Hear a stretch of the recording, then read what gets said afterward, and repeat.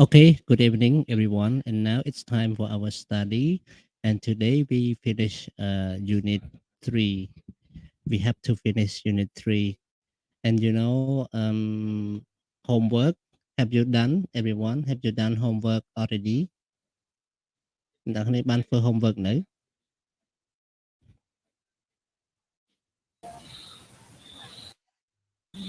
លោកគ្រូ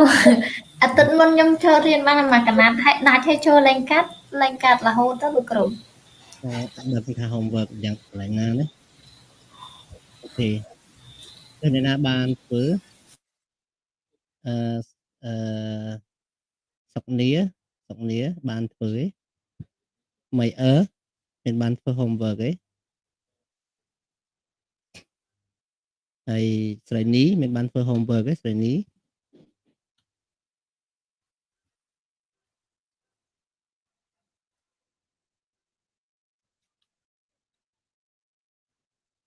មានបានធ្វើទេស្រីនី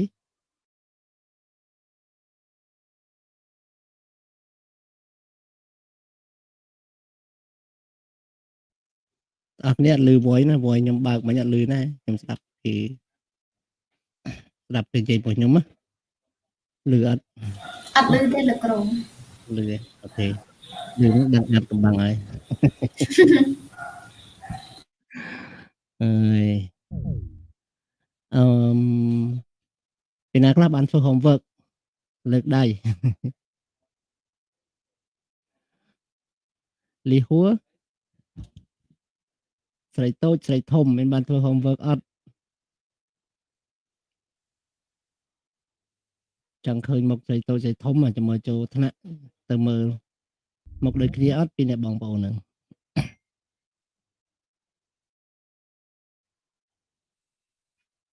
ចូលមកមានអ្នកឆ្លើយតបចឹងវិសាលសួស្ដីវិសាលបានលោកគ្រូ មានបានធ្វើ homework ទេអត់បានផង បាទ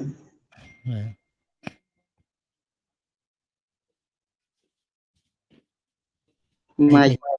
បាទ រយៈហ្នឹងធ្វើលោកគ្រូ បាទ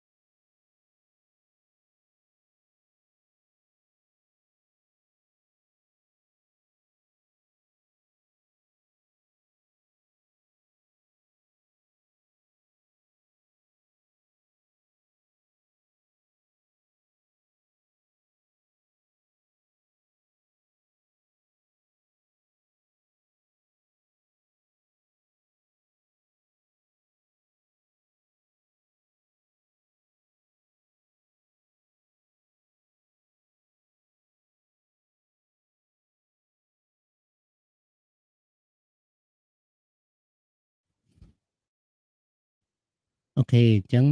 យើងយើងចូលទៅមេរៀនតែម្ដងអ្នកណាធ្វើបានធ្វើ homework ឆ្លើយបើអត់ឆ្លើយមានន័យថាអត់បានធ្វើទាំងអស់គ្នាណាអូខេអញ្ចឹងយើងមើលទៅមេរៀនទាំងអស់គ្នាអឺ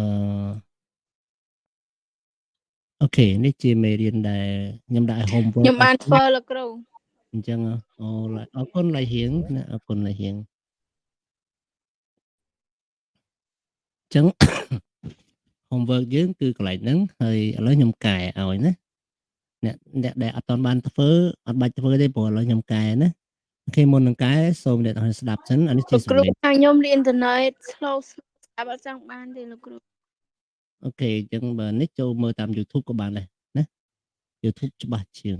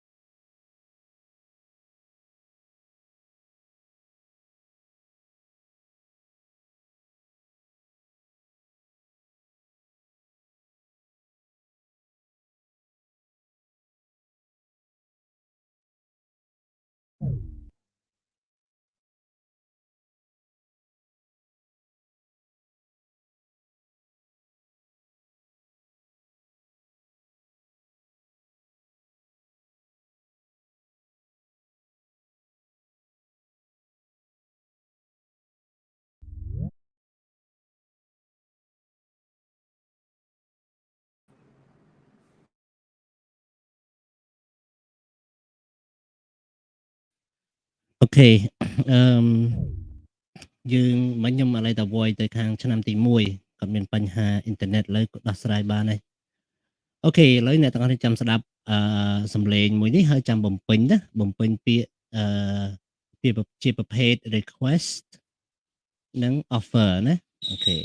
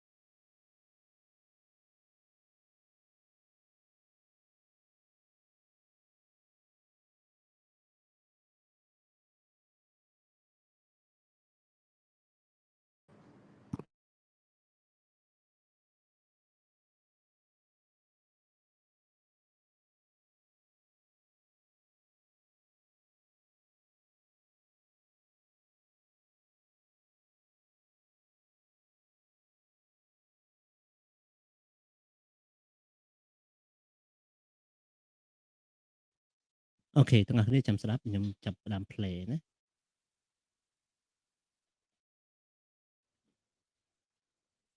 អូខេខ្ញុំ share ម្ដងទៀត share ម្ដងទៀតថាឃើញហើយ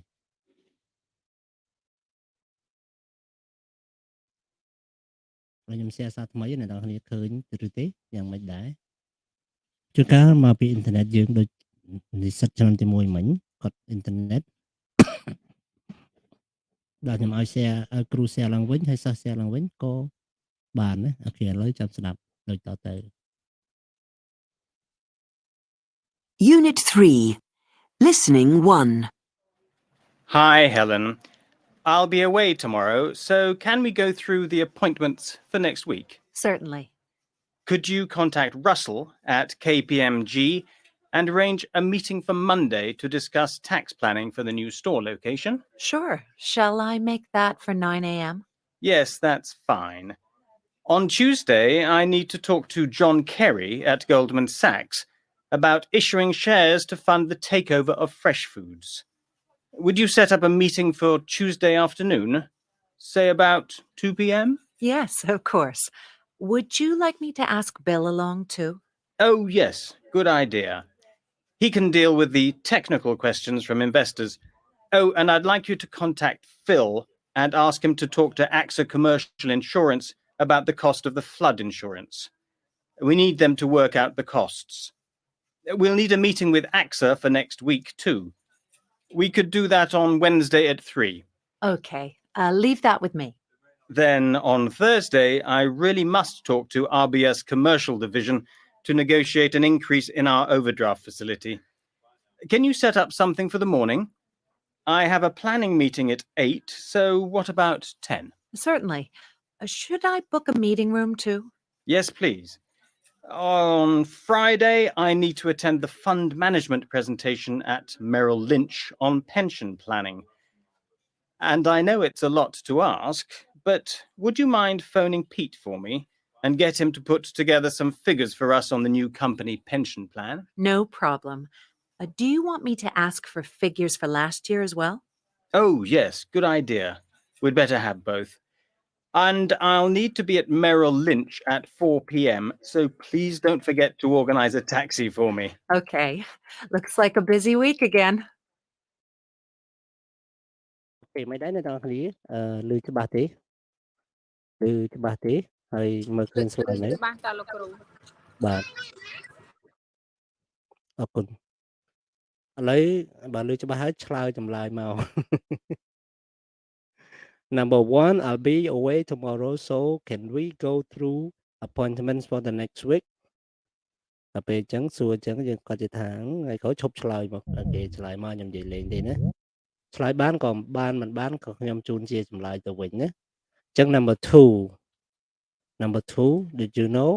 អត់ទេដឹងទេចម្លើយ number 2អ្នកណាដឹងចម្លើយ number 2 please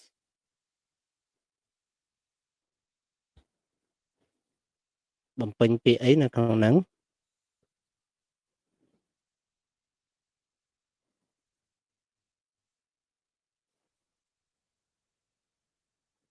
មិនដែរ Hello ឆ្លើយមកខ្ញុំអត់ធ្វើបាបពួកយើងទេណា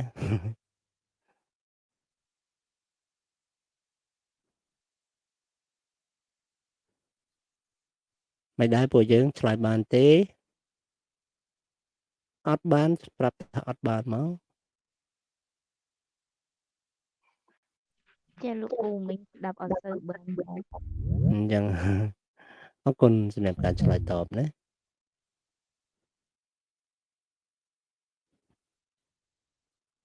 អូខេមិញខ្ញុំភ្លេចដាក់ note អ្នកណានិយាយមិនឡើយហៀងមែន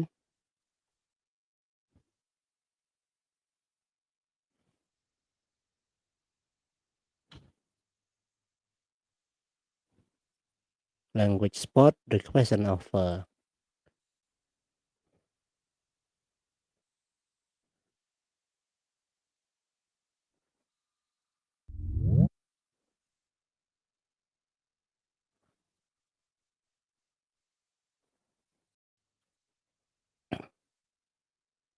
អូខេអញ្ចឹងខ្ញុំបំពេញចម្លើយឲ្យក៏បានណាគឺនេះ could you contact Russell at KPMG and arrange a meeting for Monday it could ណា could you okay and then number 3 would you set up a meeting for Tuesday afternoon say about 2:00 p.m. Number 4 would you like me to number 4 it's a bit long so I start writing from here would you like me to like this and number 5 okay leave that with me តាមអីទេដាក់ទុកឲ្យខ្ញុំធ្វើចុះ okay leave that with me បើប្រែថាមិនទេទុកឲ្យខ្ញុំធ្វើវិញចុះ leave that with me ទុកឲ្យខ្ញុំអូខេឧទាហរណ៍អញ្ចឹងណា number 6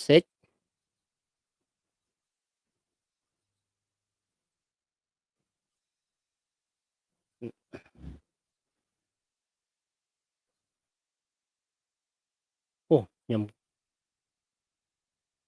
ដាក់ខុសឲ្យទាំងអស់គ្នាសូមអធិស្ឋានណាnumber 2 number 3 would ទៅហើយ number 4 I'd like you to ខ្ញុំចង់ឲ្យអ្នកធ្វើការតាក់ទងជាមួយនឹង Phil ហើយសួរហើយស្នើឲ្យគាត់និយាយជាមួយនឹងក្រុមហ៊ុន AXA ផ្នែកធានារ៉ាប់រងណាអូខេ and number 5 can you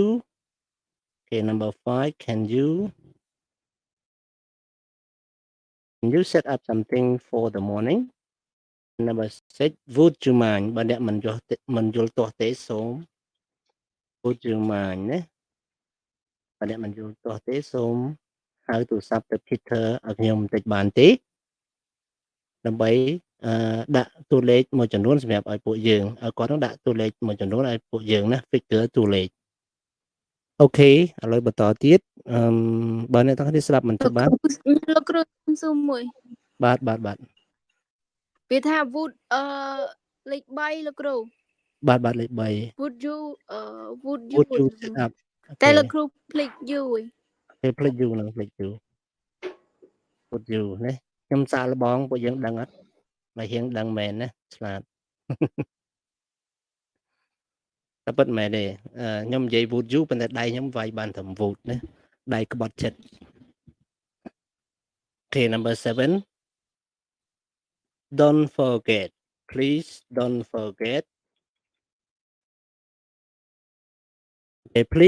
forget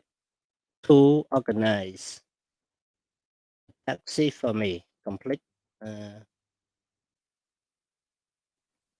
តាក់ទងតាក់សៀខ្ញុំផងអូខេកន្លែងនេះគឺជាកន្លែងយើងរំលឹកឡើងវិញ agree មានន័យថាឯកភាព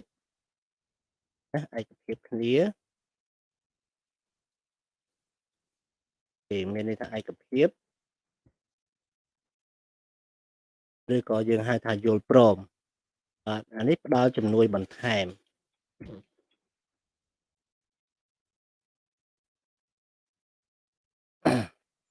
អេ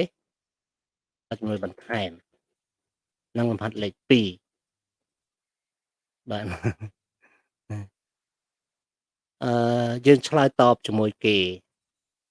ឧទាហរណ៍គេសួរយើង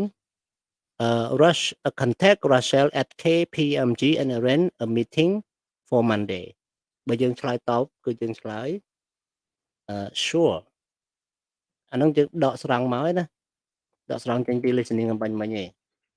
sure បានបើពេលខ្មែរថាបានតើវាជា informal ឬក៏ formal កន្លែងនេះគឺកាលណាឆ្លើយ sure អញ្ចឹងគឺ informal ទេ informal ភាសាមិនផ្លូវការភាសាដែលនិយាយជាមួយនឹងមិត្តភ័ក្តិអញ្ចឹងលំហាត់ហ្នឹងគេឲ្យយើងរៀនឆ្លើយបន្ទាប់មកយើងគិតមើលតើវាជា formal ឬ informal បន្ទាប់មកគេ offer other help ផ្ដល់ជាមួយបន្ថែមគេនិយាយថាnumber 2 shall I នឹងយើងដកស្រង់ពីភាសា listening មិញណាកាលណាយើងប្រើ shall I អញ្ចឹងក៏ជាលក្ខណៈ informal ដែរណាក៏លក្ខណៈ informal ដែរណាអូខេអញ្ចឹងយើងដាក់ I informal ណា I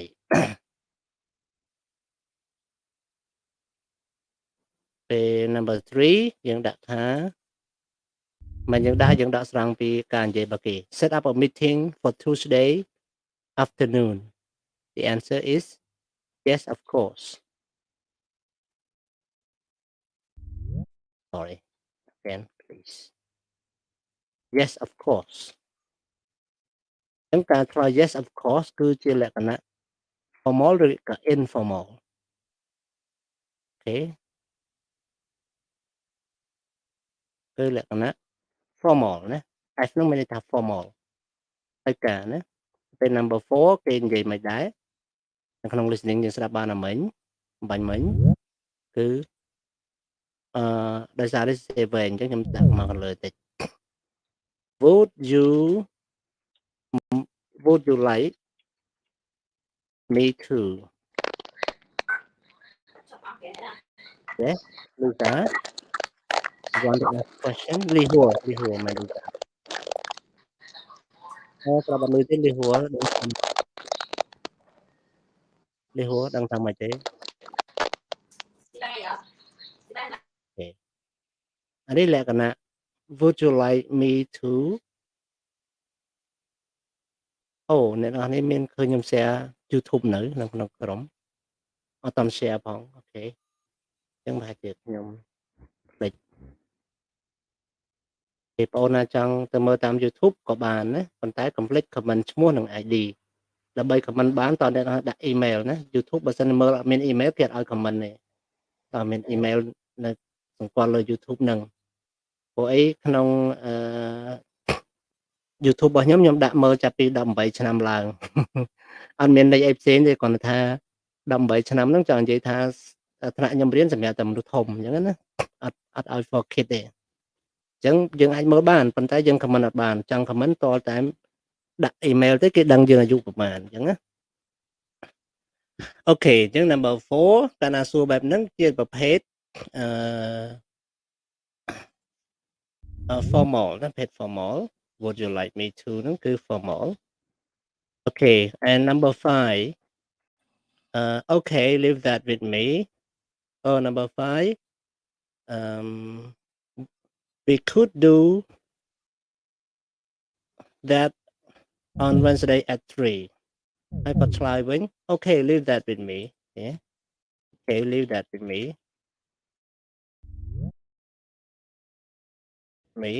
យ៉ាងវែងណាចម្លើយរបស់វាគឺលក្ខណៈ informal ណា like informally. Number 5 đó. Number 6. So what about 10 o'clock? And the answer we listen from the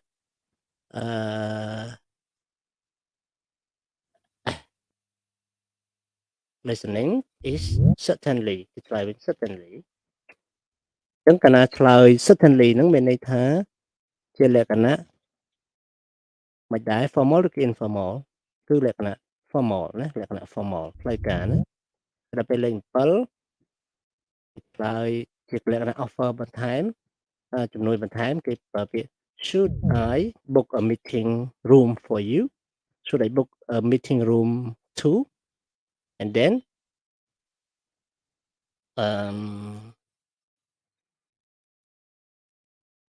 the language is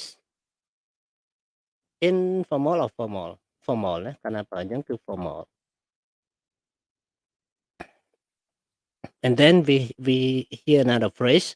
and get him to put together some figures for us on the new company pension plan and then the answer she said no problem no problem is an informal language គឺជាភាសាមិនផ្លូវការទេណាពេលដល់ពេល offering បន្ថែមជួយបន្ថែមគឺគេនិយាយថា do you want me អូខេខ្ញុំលើកឲ្យខ្ពស់តិចthat's how it went okay anyone if you have question please ask me in English or in Khmer no worry I will accept all question and also happy with the question you would ask okay and letter G number 9 I'm sorry number 9ខ្ញុំសរសេរមកក្រោមសរសេរលើវាសេះចេញហ្នឹងណា okay do you want me to ask for the figure នេះលក្ខណៈdo you want អញ្ចឹងគឺ informal เลยណា informal ជាលក្ខណៈ informal គេនេះជាលំហាត់លេខ2លំហាត់លេខ2គេបរៀនយើងថាពេលគេស្នើ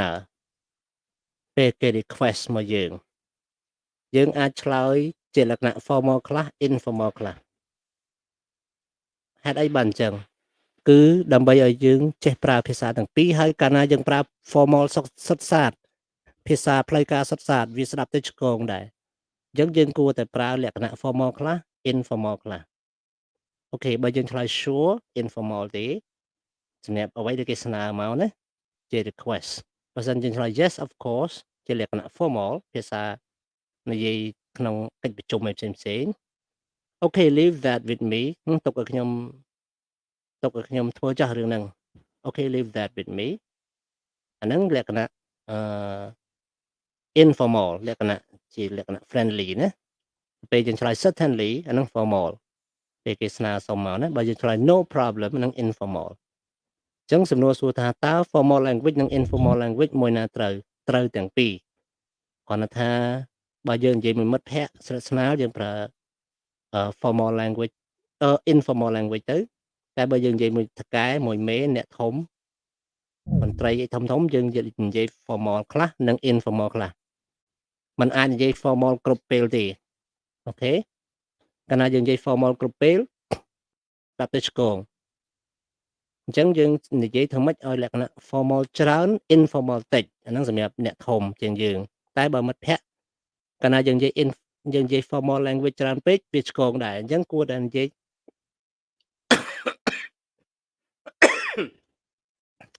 ចង់និយាយបើសិនយើងនិយាយមួយអ្នកធំយើងគួរតែប្រើ formal language ច្រើន informal តិចតែត្រូវតែប្រើចម្រុះអញ្ចឹងឯងបើនិយាយមួយមិត្តភ័ក្តិធម្មតាយើងនិយាយ formal តិច informal ច្រើនអញ្ចឹងត្រូវតែចម្រុះចូលគ្នាណាឥឡូវយើងមើលលំហាត់លេខ3ហើយនេះលេខ3ខ្ញុំដាក់មិញហើយម្ដងទៀតខ្ញុំនិយាយកាលណា offering help នេះ shall I ជា informal would you like me to ជា formal should I ក៏ formal ដែរដល់ពេល do you want me to នឹង informal ណាអញ្ចឹងយើងចំណាំពាក្យហ្នឹងណាពាក្យហ្នឹងវាមិនមែនមានន័យថាត្រូវយល់ grammar ទេមិនមែនទេគឺជាលក្ខណៈចងចាំហ្មងវាជា structure អញ្ចឹងយើងត្រូវតែចាំ clear អស់ហ្នឹងណាហើយ structure ហ្នឹងយើងបានរៀនពីសប្តាហ៍មុនហើយ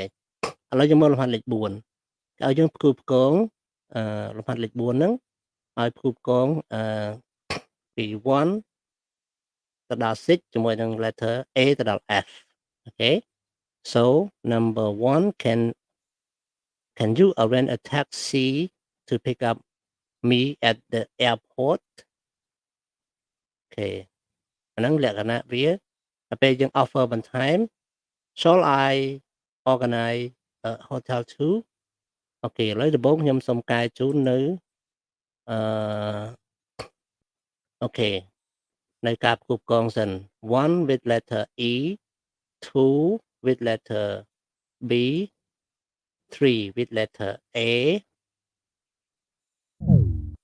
4 with letter D 5 with letter C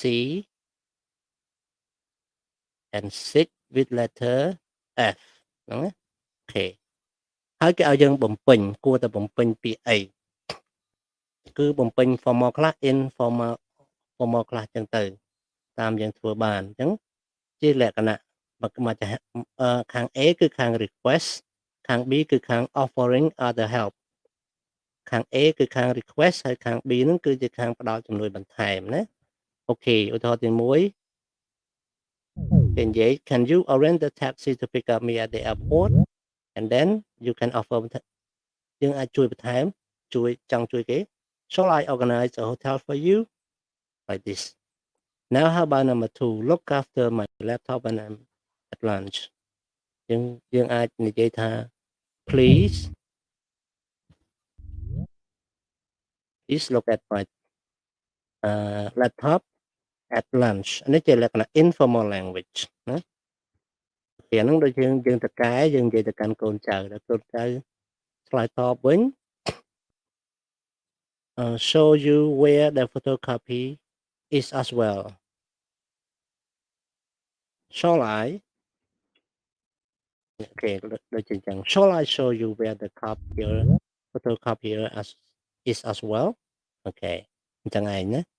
and language បែបនេះគឺជា language formal ណា F okay now go to number 3 show me where the stationery is អាហ្នឹងយើងកាលណាយើង request ភាគច្រើនយើងជាមេឯងអញ្ចឹងយើងអាចនិយាយជាលក្ខណៈ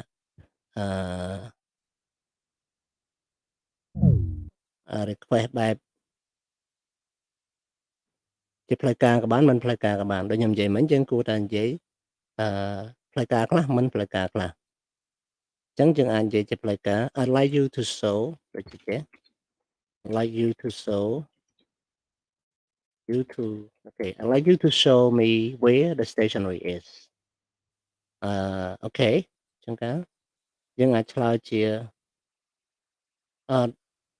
okay អូយើងអាចនិយាយជាមួយនឹងលេខ2នេះគឺជាមួយនឹងអក្សរ A ហើយលេខ3ជាមួយនឹងអក្សរ A ហើយណាលេខ2ហ្នឹងជាមួយនឹងអក្សរ B អក្សរ B please look after my laptop while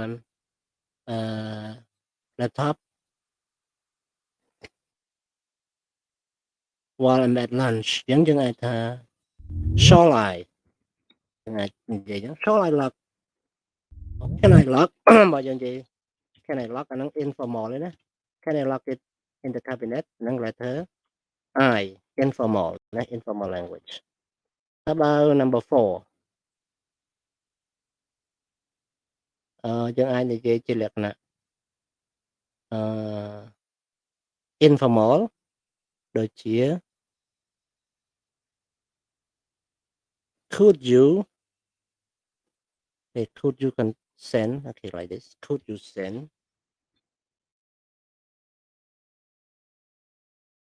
send out a memo about the interview យើងអាចឆ្លើយជាលក្ខណៈ informal ដែរ sure បែបនេះហ្នឹងអានេះជាលក្ខណៈinformal នេះលក្ខណៈ informal ដូចគ្នាណាហើយមើល number 5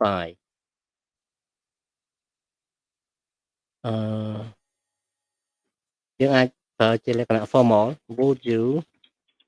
organize okay would you organize ខ្ញុំគួរតែ say នៅទីនេះដើម្បីឲ្យច្បាស់បន្តិចណា Would you organize ហ្នឹងជាលក្ខណៈ formal language យើង offer one time shall I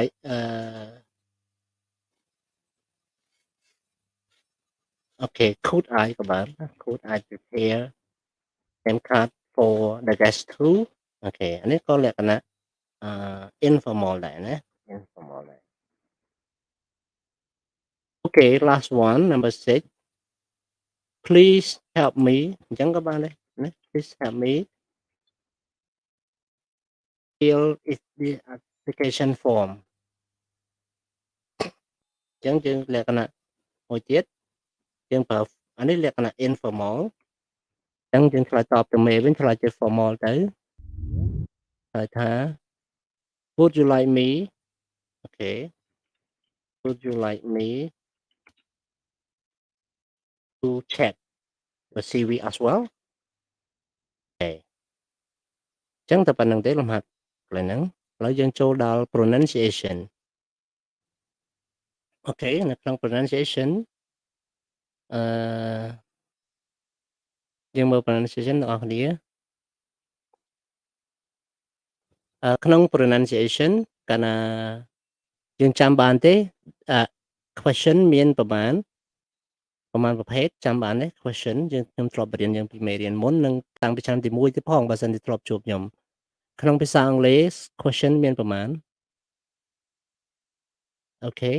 question how many types of question are there in English okay អ្នកណាឆ្លើយបានអូខេប៉អធិស្ឋានដោយសារអ៊ីនធឺណិតខាងបងអូនលើដាច់បើអ៊ីនធឺណិតខាងខ្ញុំល្អអូខេពីណាចង់ឆ្លើយមកសំណួរមានប្រមាណប្រភេទ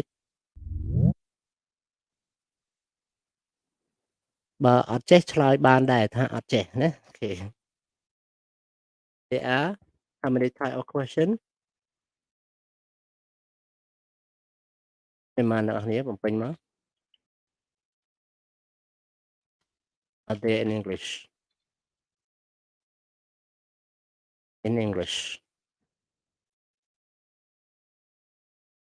how many who know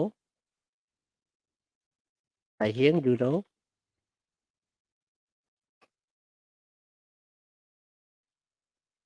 oh Sopan Mai did you know how many type of question are there in English មាន4នៅលោកគ្រូ មាន4 what are they លេខអស់ហើយលោកគ្រូ អូខេអរគុណឡើយរៀងសម្រាប់ការឆ្លើយតបស្រីលាក់ hello ស្រីលាក់ hello ម៉ៃអឺស្រីគៀអត់មានឆ្លើយឡើយខ្ញុំឆ្លើយកុំខាត់ពេលវេលាណាគឺមាន2ប្រភេទទេណាឡើយរៀងមិនមែន4ទេណាគឺមានតែ2ប្រភេទទេហើយសំណួរទាំងនោះគឺមានអីខ្លះទី1គេហៅ yes no question អរគុណឡើយរៀងទៅឆ្លើយខុសក៏អីដែរសំខាន់បានឆ្លើយបានចូលរួមគឺខ្ញុំសប្បាយចិត្តដែរនិយាយមែន Number 2គេហៅ information question តែយើងចំណាំស្គាល់ថា WH question យើងចាំស្គាល់ថាអញ្ចឹងណាអញ្ចឹងក្នុង yes no question ឆ្លើយ yes no WH question ឬក៏ information question ឆ្លើយធម្មតាណាអត់មានចេះមិន no ទេប៉ុន្តែការបញ្ចេញសំឡេងខុសគ្នាណាយើងបញ្ចេញសំឡេងឡើងលើចេះនោះ yes no question ដល់ពេល information question យើងតម្លាក់វាចុះក្រោមវិញឧទាហរណ៍ខ្ញុំសួរថាអូខេខ្ញុំសួរថា Can you speak English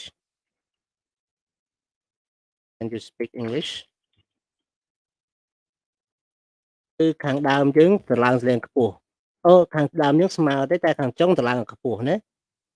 បើសិនជាមានឈ្មោះសូមឈ្មោះហ្នឹងតម្លើងខ្ពស់ដែរដូចខាងចុងដែរណាតែបើអត់មានឈ្មោះទេសូមតម្លើងទៅខាងក្រោយខ្ពស់ជាងគេ Can you speak English like this Can you speak English ដល់ពេលបើសិនយើងសួរ WH question វិញគឺ information question withវិញ what language can you speak ឃើញទេ ចឹង what language can you speak what នេះនិយាយខ្ពស់តមកតម្លាក់ចុះអូខេអាហ្នឹងការនិយាយបែបហ្នឹងណាហើយសំណួរវាមាន polite question និង rude question សំណួរទន់ភ្លន់និងសំណួរឆ្លើយណាសំណួរទន់ភ្លន់គេហៅpolite ហើយសំណួរដែលឆ្លើយគេហៅrude ណាឬក៏ impolite នេះពាក្យ polite ទន់ភ្លន់ពេល rude នេះឆ្លើយណាឆ្លើយនេះអូខេអញ្ចឹងដល់ឲ្យស្ដាប់ហាត់និយាយខ្ញុំដាក់ចម្លើយឲ្យហើយគឺអានេះជាសំណួរ rude នេះសំណួរ polite rude polite or mean rude polite p or p or pp and or remember អញ្ចឹងសំណួរខ្លះឆ្លើយសំណួរខ្លះទន់ភ្លន់អញ្ចឹងចាំស្ដាប់ដូចតទៅ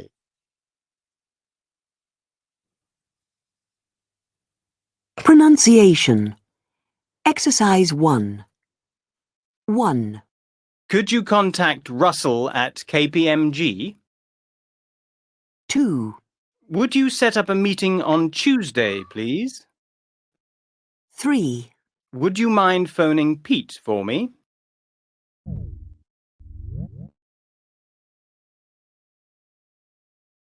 Okay មិនដែរនៅស្ដាប់ច្បាស់ទេ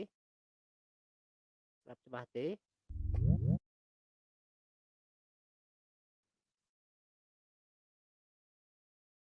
គេអរគុណតែជាអត់ឆ្លើយយើងឆ្លើយថាអត់ដឹងចឹងទៅអាហ្នឹងហៅថាបើយើងអត់ដឹងក៏ឆ្លើយបានដែរឆ្លើយថាអត់ដឹងណាអូខេយើងអត់ដែរមើលរឿងតិនហ្វីគឺសួរឲ្យឆ្លើយអត់ថាឆ្លើយអត់ឆ្លើយមកអត់ដឹងនឹងគេសួរចម្លើយស្ដាប់ listening មួយទៀតខាងក្រោមនេះណាស្ដាប់ listening មួយទៀត Exercise 3. 1. Can you call me a taxi for 3 o'clock? នឹង rude question 2. Could you check these figures for me again? polite question 3.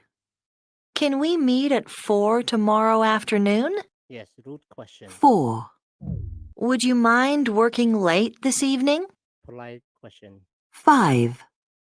Do you think you could explain the expenses system to me? yeah 6. Can I speak to the head of department, please? okay that's rude question okay now we have one more listening everyone or not listening exercise now exercise about vocabulary we learn about phrasal verb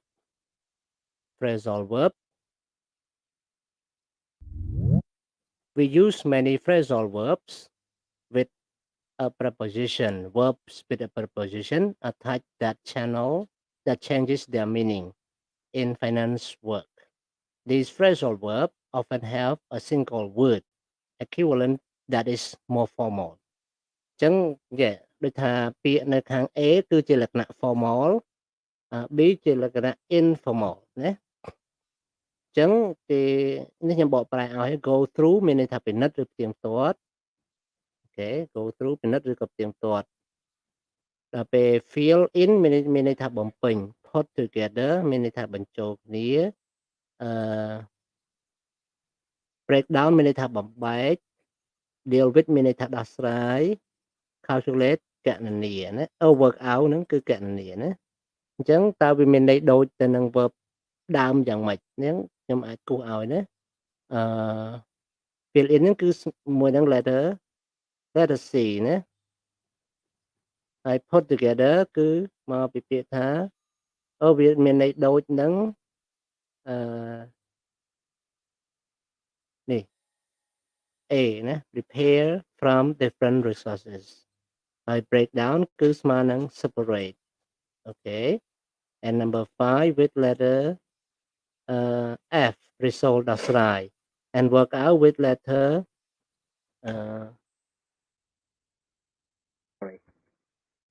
with letter B ណាអូខេខ្ញុំមិនសូវគូសមិនសូវត្រង់ប្រើម៉ៅវាបាក់គូសបើសិនជាខ្ញុំអត់បានទិញអាកុំព្យូទ័រមានប៊ិច កុំព្យូទ័រមានប៊ិចស្រួលគូសប៊ិចហ្មងចាំមើលបរៀនក្នុងថ្នាក់ចាំប្រើកុំព្យូទ័រមានប៊ិចស្រួលគូសអូខេទាំងអស់គ្នាឥឡូវយើងមើលតទៅទៀតអូខេមើលតទៀតឥឡូវខ្ញុំដូរ slide សិនដើម្បីឲ្យអ្នកនរគ្នាមានឱកាស practice ច្រើន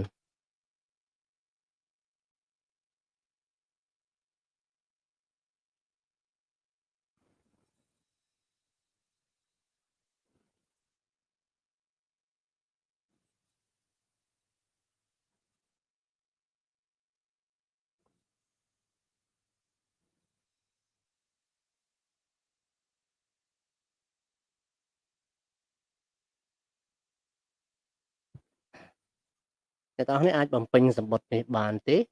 ឡូវខ្ញុំបរិយាធំហើយបំពេញសម្បត្តិនេះដោយប្រើពាក្យខាងលើដែលយើងរៀនមិញនេះ go through មានន័យថាពិនិត្យផ្ទៀងផ្ទាត់ fill in បំពេញ put together បញ្ចូលគ្នា break down បំបែក deal with ដោះស្រាយ work out គឺគណនាណា so number 1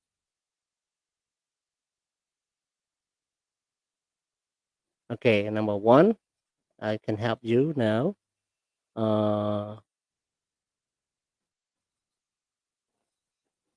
yeah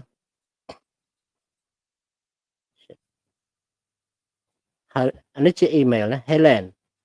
when I am away next week could you deal with ណាគឺប្រើ deal with could you deal with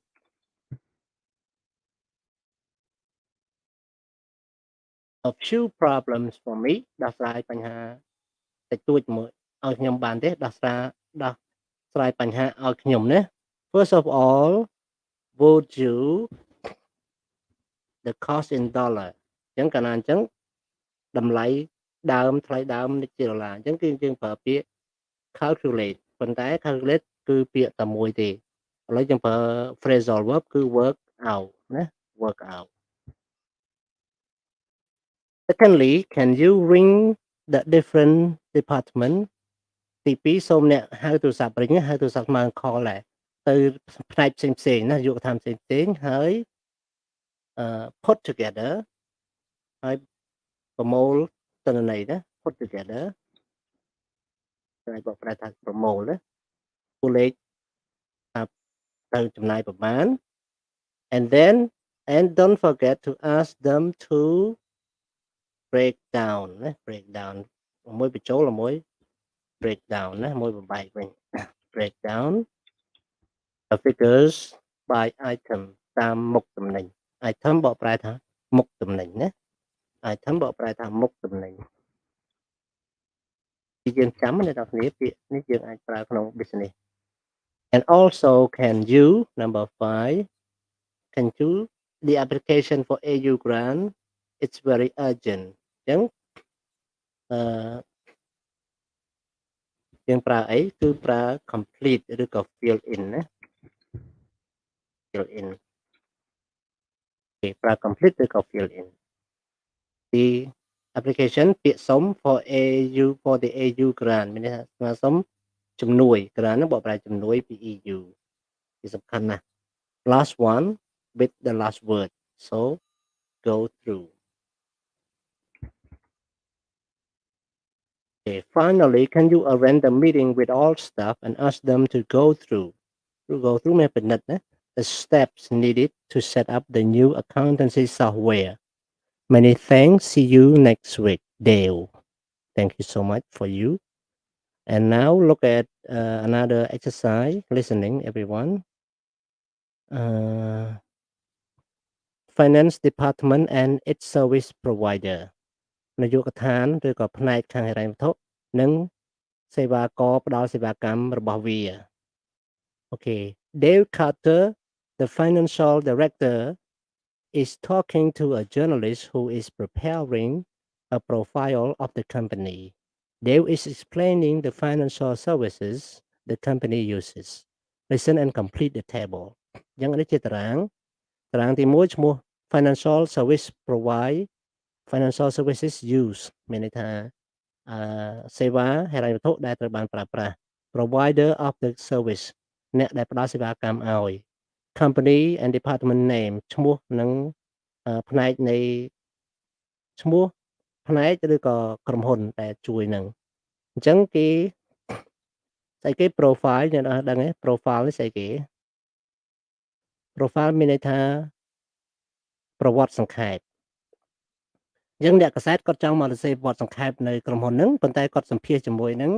Dave Carter ជា manager នៅក្នុងណាអញ្ចឹងយើងអ្នកទៅបំពេញ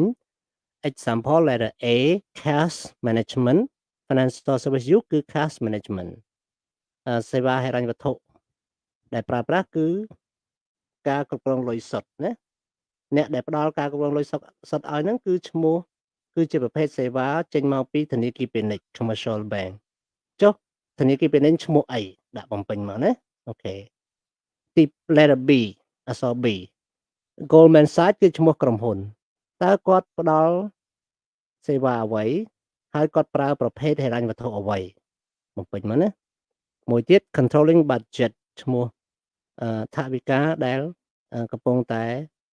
ត្រួតពិនិត្យណាសំទោសcontrolling budget សេវាគ្រប់គ្រងណាសេវាត្រួតត្រងថវិកាត្រួតត្រងឬថវិកាគ្រប់គ្រងហើយអ្នកដែលផ្ដល់ឲ្យនោះគឺផ្ទៃក្នុងណាផ្នែកផ្ទៃក្នុងរបស់ក្រុមហ៊ុនអញ្ចឹងក្រុមហ៊ុននឹងឈ្មោះអ្វីដាក់មកណាឬ department នឹងឈ្មោះអីផ្នែកនឹងឈ្មោះអីណាមួយទៀតគឺជាក្រុមហ៊ុនធានារ៉ាប់រង insurance ប្រភេទហិរញ្ញវត្ថុគឺធានារ៉ាប់រងដល់ពេលអ្នកដែលផ្ដល់ឲ្យគឺក្រុមហ៊ុនធានារ៉ាប់រងគេហៅ commercial insurer តើឈ្មោះក្រុមហ៊ុនឈ្មោះអ្វី and then letter E number 6 the service provider the provider of the service is auditor ជាសវនករជាអ្នកពិនិត្យបញ្ជីគណនេយ្យ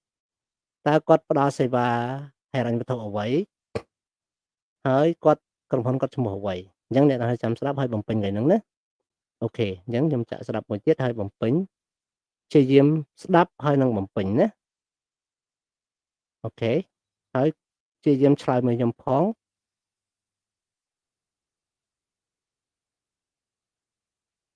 អូខេIdea, I'm sorry.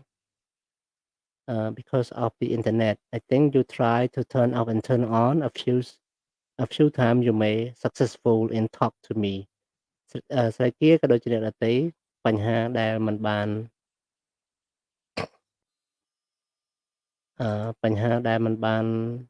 និយាយជាមួយខ្ញុំមិនកើតណាគឺបញ្ហាអ៊ីនធឺណិត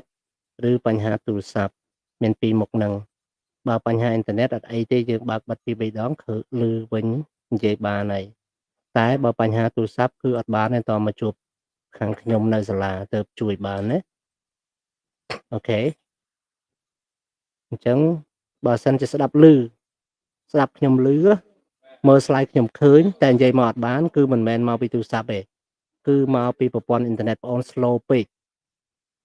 ណាអ៊ីនធឺណិតបងអូន slow ពេកទៅអត់លឺណាអត់គួរឲ្យសោកស្ដាយណាអាស្រ័យគាខ្ញុំចង់ឲ្យអ្នកនរគ្នាមើលឃើញទាំងអស់គ្នាស្ដាប់ឮទាំងអស់គ្នានិយាយមកខ្ញុំបានទាំងអស់គ្នាប៉ុន្តែឥឡូវវាអញ្ចឹងអូខេអ្នកនៅលើ YouTube បើសិនជាសិស្សខ្ញុំសូម comment ឈ្មោះនិង ID ផងដើម្បីបានវត្តមានណាបើមិនមែនសិស្សទេជាសាធារណជនមើល enjoy ទៅចោះណាអត់អីទេអូខេដើម្បី comment បានអ្នកនរគ្នាត្រូវមានemail ព្រោះ YouTube គេស្គាល់តាមរយៈ email ណា YouTube ក៏ជារបស់ Google ដែរទេណាជាក្រុមហ៊ុន Google តែមួយនឹងគាត់ថាគេបំបែកទៅឈ្មោះ YouTube ទៅជាអីផ្សេងណាអូខេអញ្ចឹងត្រឡប់មកមេរៀនយើងវិញស្ដាប់ listening ណាស្រីគាបើស្ដាប់បានស្រីគាអាចឆាតបើនិយាយអត់ឮឆាតប្រាប់ខ្ញុំណាបានទេណាបើបាន comment នៅលើហ្នឹងមកណាឆាតអធិស្ឋានឆាតវារៀងពិបាកសម្រាប់យើងវាមិនដូចនិយាយទេប៉ុន្តែធ្វើម៉េចបើនិយាយអត់បានគឺមានតែឆាតណាអូខេអញ្ចឹងស្ដាប់អ្នកនរគ្នាចាំស្ដាប់ដូចតទៅ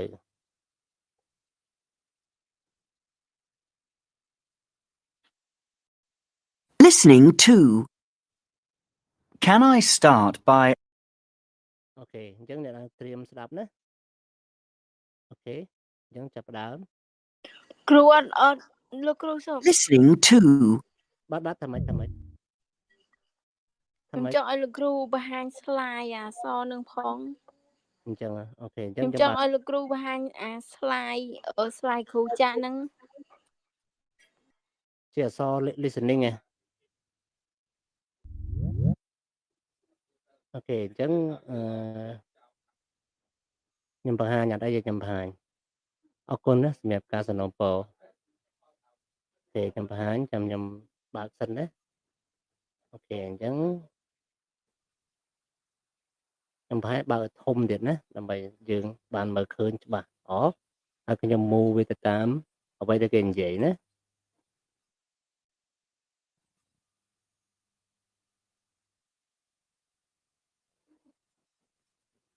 នេះខ្ញុំមើល listening វាមានច្រើនអញ្ចឹងខ្ញុំបើកធំស្រៀងស្ដាប់កន្លែងនេះណាអូខេអញ្ចឹងស្ដាប់ហើយនឹងផ្ទៀងផ្ទាត់ដូចតទៅ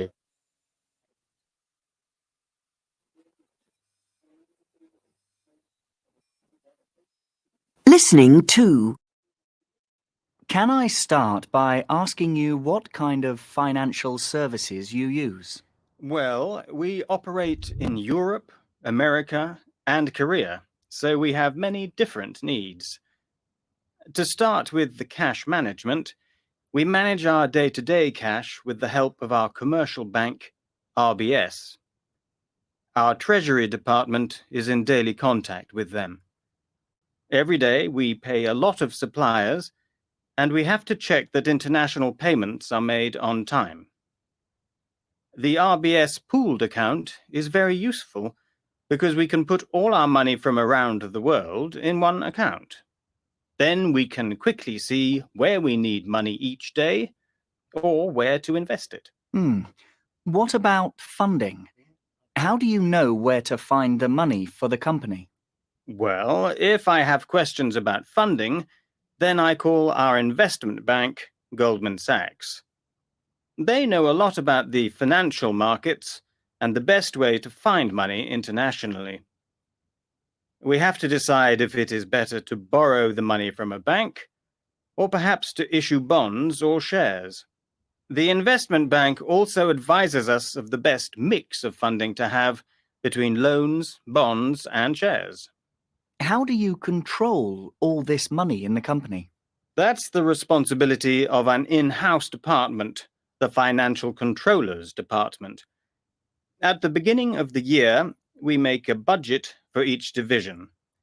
Then we collect them all into a single master budget for the whole company. Every week, the Financial Controllers Department checks if we are following the budget. If we aren't, then we have a chance to correct the situation. Do you use any other services? What about insurance or auditors? We need to insure all our buildings, equipment, even customers against accidents. But we also have financial insurance against suppliers who don't deliver and what we call business continuity insurance to protect us if we have to close operations for a time, for example, if we have a fire or flood. For commercial insurance, we use a European company, AXA Insurance. And then finally, there are other services like auditing. Our auditors, PricewaterhouseCoopers, come in to check the company's accounts every year to see if they are correctly prepared and reported. And finally, what's the most interesting part of the job? Well, many people think finance directors spend their time looking at financial accounts, but in fact, the real excitement of the job is working on the long-term strategy, trying to plan and see how you can take advantage of changes you expect in your market in 2, 3, or even 5 years. That's fascinating. អូខេដើម្បីឲ្យអ្នកទាំងអស់គ្នាទទួលបានចម្លើយខ្ញុំចង់អានវិញមិញចាក់ឲ្យយើងស្ដាប់ណាឥឡូវខ្ញុំអានជូនអ្នកទាំងអស់គ្នាណា listening មួយនេះ J គឺស្មើនឹង journalist D ស្មើនឹង Dave អូខេ journalist គាត់បានសួរ Can I start by asking you what kind of financial services you use? Well, we operate in Europe, America, and Korea, so we have many different needs. To start with cash management, We manage our day-to-day cash with the help of our commercial bank, OBS. Our treasury department is in daily contact with them. Every day we pay a lot of suppliers and we have to check that international payments are made on time. The OBS pool account is very useful because we can put all our money from around the world in one account. We then we can quickly see where we need money each day or where to invest it. What about funding? How do you know where to find the money for the company? Well, if we have questions about funding, then I call our investment bank, Goldman Sachs. They know a lot about the financial markets and the best way to find the money internationally. We have to decide if it is better to borrow the money from a bank or, yeah, can you hear?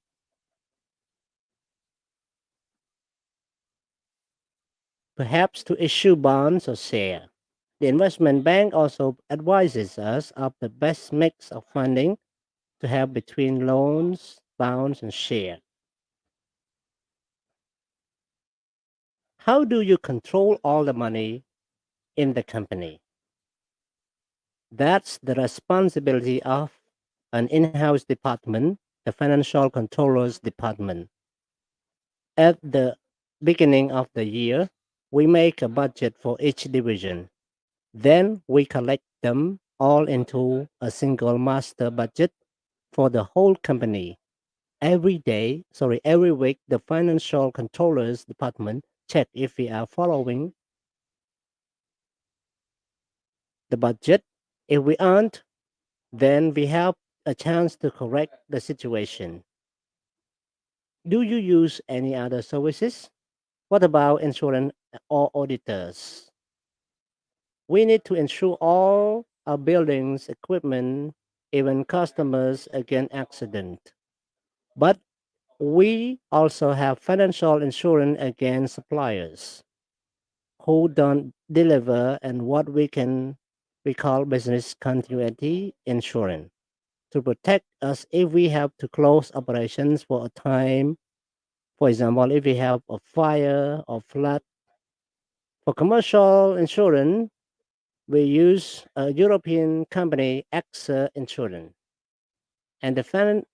finally, there are other services like auditing. Our auditors, PricewaterhouseCoopers, come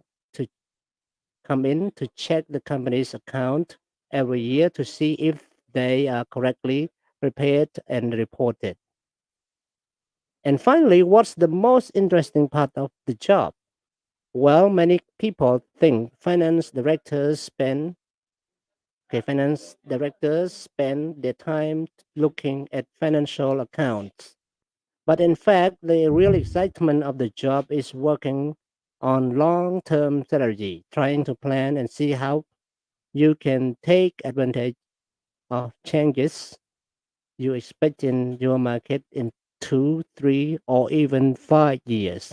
That's fascinating. អូខេនេះជា listening ដែលយើងស្ដាប់ហើយខ្ញុំអានឲ្យឡើងវិញម្ដងទៀតក៏ជាអ្នកនរឲ្យរកចម្លើយបានដែរទៅអូខេអញ្ចឹងយើងរកចម្លើយដាក់ឲ្យខ្ញុំក៏ដូចជាចង់ដឹងអ្នកនរយ៉ាងម៉េចដែរណាអូខេអញ្ចឹងអ្នកនរបំពេញបានទេនៅពេលនេះអ្នកទាំងដឹងគឺអ្នកទាំងអាចឆាតបានករណីដូចសុគានិយាយឮណាអូខេឆាតបាន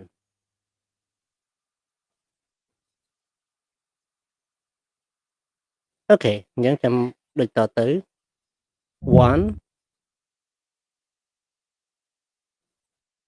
one with the name of the company is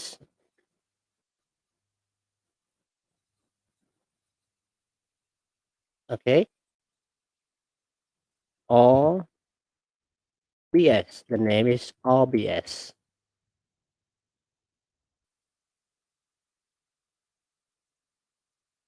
And number 2, the financial service is funding.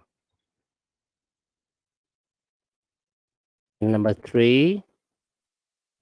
investment bank. Okay, investment bank. Thế bà lứ sẽ đáp lứ đáp nó đáp nó ở đây. Number 5, controlling the budget. Service, controlling the budget, and service provider of the service, in-house department,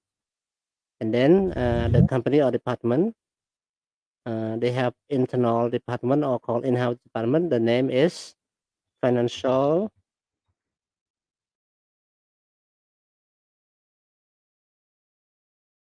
controller department. Okay, department.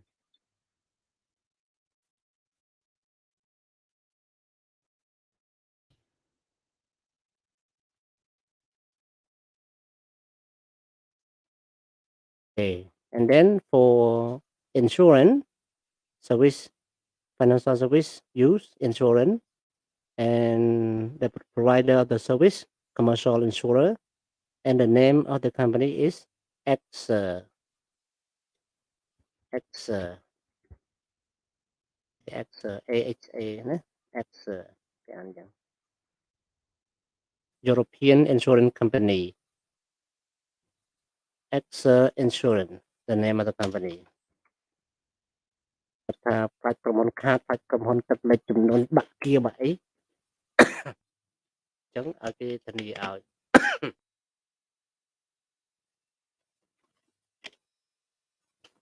Okay អ្នកនាងមើលតទៀត auditor and the service providing is auditing, and the company is very long name. I put from the answer. Price Waterhouse Cooper.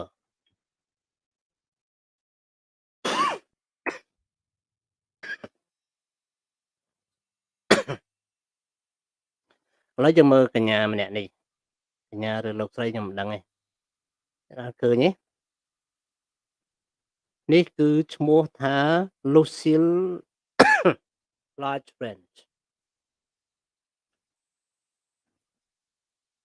Oh, ធ្វើលំហាត់ lesson. What is the main advantages of RBP pool account? RBS pool account. Pool account នេះតើដឹងទេគណនីអីគឺគណនីសកល pool account នឹងគណនីសកលអញ្ចឹងធនាគារដែលមានប្រតិបត្តិការច្រើនប្រទេសដូចជា ASEAN យើងមាន3ប្រទេសណាមានកម្ពុជាវៀតណាមកម្ពុជាឡាវនិងភូមាអញ្ចឹងគាត់មាន pool account ហ្នឹង pool account ហ្នឹងគឺសម្រាប់ឲ្យអាជីវករណាមួយដែលគាត់រកស៊ីច្រើនប្រទេសដែរគាត់អាចដាក់លុយតែមួយ account នេះគាត់អាចប្រើនៅប្រទេសណាក៏បានហ្នឹងហៅ pool account ណាអញ្ចឹងបើបកប្រែខ្មែរគណនីសកល pool account ហ្នឹងគណនីសកលណាខ្ញុំបកប្រែឲ្យ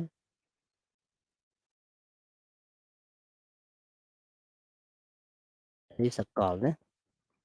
ដូចជា ABA ណា ABA នៅស្រុកខ្មែរយើងអាចបើក pool account បានបើយើងមាន business ព្រោះ ABA មកពេញមកពិភពលោកក៏ប្រទេសណាក៏មានដែរ ABA ណាដោយសារ ABA ជាធនាគារកាណាដាពេលណាគេថាធនាគារវៀតណាមមិននឹងយល់ខុសណា ABA គឺធនាគារកាណាដាណាគាត់ថាទីតាំងធំរបស់គាត់នៅវៀតណាមទីតាំងធំប្រចាំអាស៊ីអាគ្នេយ៍នៅវៀតណាមតែជាធនាគាររបស់កាណាដាទេលើពិភពលោកប្រទេសណាក៏មានដែរ ABA អញ្ចឹងគាត់យើងអាចបង្កើត pool account បានមានន័យថាយើងបើក account ហ្នឹងហើយយើងទៅចាយទៅដល់ប្រទេសណាក៏អត់អីដែរព្រោះវាមានសាខាវាគ្រប់កន្លែងអញ្ចឹងអូខេអញ្ចឹង what is the main advantage of RBP's account pool account គឺដូចគាត់និយាយអញ្ចឹងគឺ we can put all money in one account ណា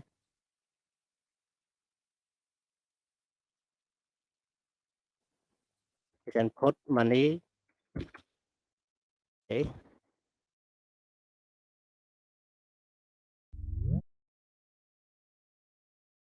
in one account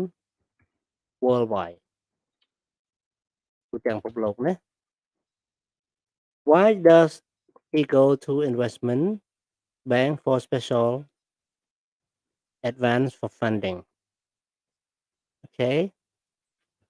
because the bank usually has better idea.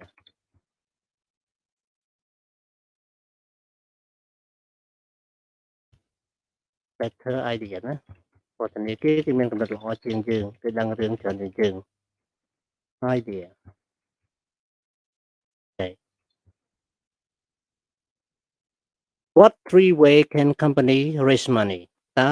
ក្រុមហ៊ុនហ្នឹងគាត់មានវិធីអញ្ចឹងខ្ញុំសេចម្លើយមកក្រោមនេះណា ចម្លើយលេខ3គាត់មានវិធីប្រហែលយ៉ាងក្នុងការរកលុយមកគ្រប់គ្រងក្រុមហ៊ុនគឺតាមរយៈ share តាមរយៈ bond និងតាមរយៈ loan អាចបើកលក់ភាគហ៊ុនគាត់អាចប្រើប្រាក់តម្កល់ bonds ឬគាត់អាចប្រើ loan ណា loan កម្ចីប៉ុន្តែក៏មានប្រើប្រភេទហ្នឹងដែរណាព្រោះបើមិនប្រើប្រភេទហ្នឹងគឺក្រុមហ៊ុនមិនមែនចេះមានលុយគ្រប់ទេរកស៊ីណា And number 4 What does a master budget contain? Okay. លេខ4គឺឆ្លើយវិញគឺ the budget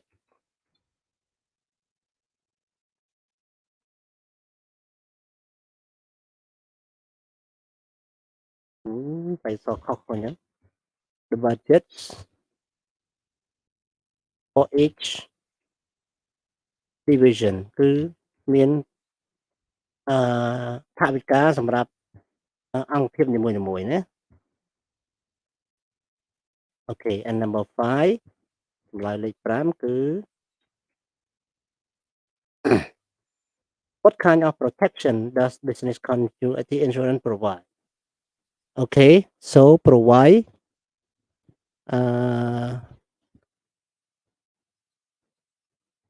when the risk ហានិភ័យណា the risk of fire or flood គឺគាត់ការពារក្រុមហ៊ុនគាត់ទៅនឹងអគ្គិភ័យហើយនឹងទឹកជំនន់នឹងមកមួយណាក៏ដោយគាត់រខាដែរគេធានាឲ្យគាត់ណាតែគាត់ត្រូវបង់គេជាប្រចាំខែអូខេនេះជាចម្លើយរបស់វាខ្ញុំទាញមកក្រោយវិញដើម្បីកុំឲ្យមិនយើងបានមើលហើយដើម្បីឲ្យអ្នកទាំងគ្នាកុំឲ្យប៉ះពាល់អត្ថបទដែលយើងនឹងរៀននេះណាចឹងលំហាត់លេខ1គេឲ្យយើងធ្វើម៉េច If you decide on a career in finance you may have to choose between working in banking and working in the finance department of the big company in industry. How do you think the two careers are different? គេថាពេលយើងរៀនអ្នកនរគ្នារៀនគណនេយ្យនិងធនាគារឧទាហរណ៍អញ្ចឹងណា bank and finance ហើយនិង accounting អញ្ចឹងអ្នកទាំងអស់គ្នាប្រកាសជាធ្វើការបើមិននៅធនាគារគឺនៅក្រុមហ៊ុនអញ្ចឹងយើងមើលតើអ្នកទាំងអស់គ្នាធ្វើការនៅធនាគារហើយនិងនៅក្រុមហ៊ុនខុសគ្នាមិនណាហើយក្រុមហ៊ុនខ្លះជាក្រុមហ៊ុនយក្សក្រុមហ៊ុនឧស្សាហកម្មគឺក្រុមហ៊ុនយក្សហ្មងដូចជាក្រុមហ៊ុន Toyota ធំ industry ណាក្រុមហ៊ុននៅក្នុង industry គឺក្រុមហ៊ុនធំមិនមែនដូចក្រុមហ៊ុនសេវាកម្មអីលក់លេអីថាក្រុមហ៊ុនដែរអាហ្នឹងមិនមែនជាក្រុមហ៊ុននេះអាហ្នឹងជាលក្ខណៈក្រុមគ្រួសារតូចមួយយកអីវ៉ាន់ពីបរទេសមកលក់ទៅដាក់ប្រេងខ្លួនឯងទៅក៏ថាក្រុមហ៊ុនមិនមែនក្រុមហ៊ុនទេអូខេ Number 2 Lucille has tried both career នេះកញ្ញានេះឈ្មោះ Lucille ដល់កញ្ញាម្ដងអ្នកស្រីខ្ញុំមិនដឹងទេណា But which did she prefer? Read the text and find out 3 things she liked about her career in industry គាត់ថា Lucille គឺគាត់បានសាកល្បងការងារទាំងពីរហ្នឹងហើយមួយជាធនាគារមួយជាហិរញ្ញវត្ថុឲ្យក្រុមហ៊ុនធំមួយតើយើងហើយរាល់ថ្ងៃគាត់ធ្វើជាហិរញ្ញវត្ថុទេមិនធ្វើនៅធនាគារទេអញ្ចឹងមូលហេតុ3យ៉ាងអ្នកទាំងរកឲ្យឃើញតែគាត់ចូលចិត្តធ្វើការនៅខាងក្រៅមិននៅក្នុងធនាគារណា រកឲ្យឃើញ3យ៉ាងតទៅពីអានណាតិចទៀតខ្ញុំនឹងអានជូនអ្នកនរនេះអ្នកនរអាចមើលហើយអានតាមខ្ញុំពេលក្រោយទៀតបានណាអូខេ number 3 which of these career would you prefer នេះអាជីពការងារទាំងពីរខាងលើនិយាយមិញហ្នឹងមួយជាហិរញ្ញវត្ថុមួយជាធនាគារតើយើង prefer មួយណាឥឡូវខ្ញុំសួរយើងសិនពួកយើងអ្នកណាឆ្លើយបានតើយើងចង់ធ្វើការនៅធនាគារឬធ្វើការជាហិរញ្ញវត្ថុរបស់ក្រុមហ៊ុនណាមួយ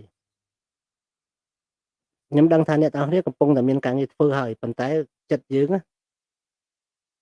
តើយើងចង់ធ្វើការនៅធនាគារឬចង់ធ្វើការនៅក្រុមហ៊ុនហិរញ្ញវត្ថុធ្វើខាងហិរញ្ញវត្ថុក្រុមហ៊ុនហើយមកក្រោយធ្វើការធនាគារណាអូខេមូលហេតុអីគុណណាបានឆ្លើយមូលហេតុអីដែរបានធ្វើធនាគារជាជាងធ្វើខាងហិរញ្ញវត្ថុរបស់ក្រុមហ៊ុន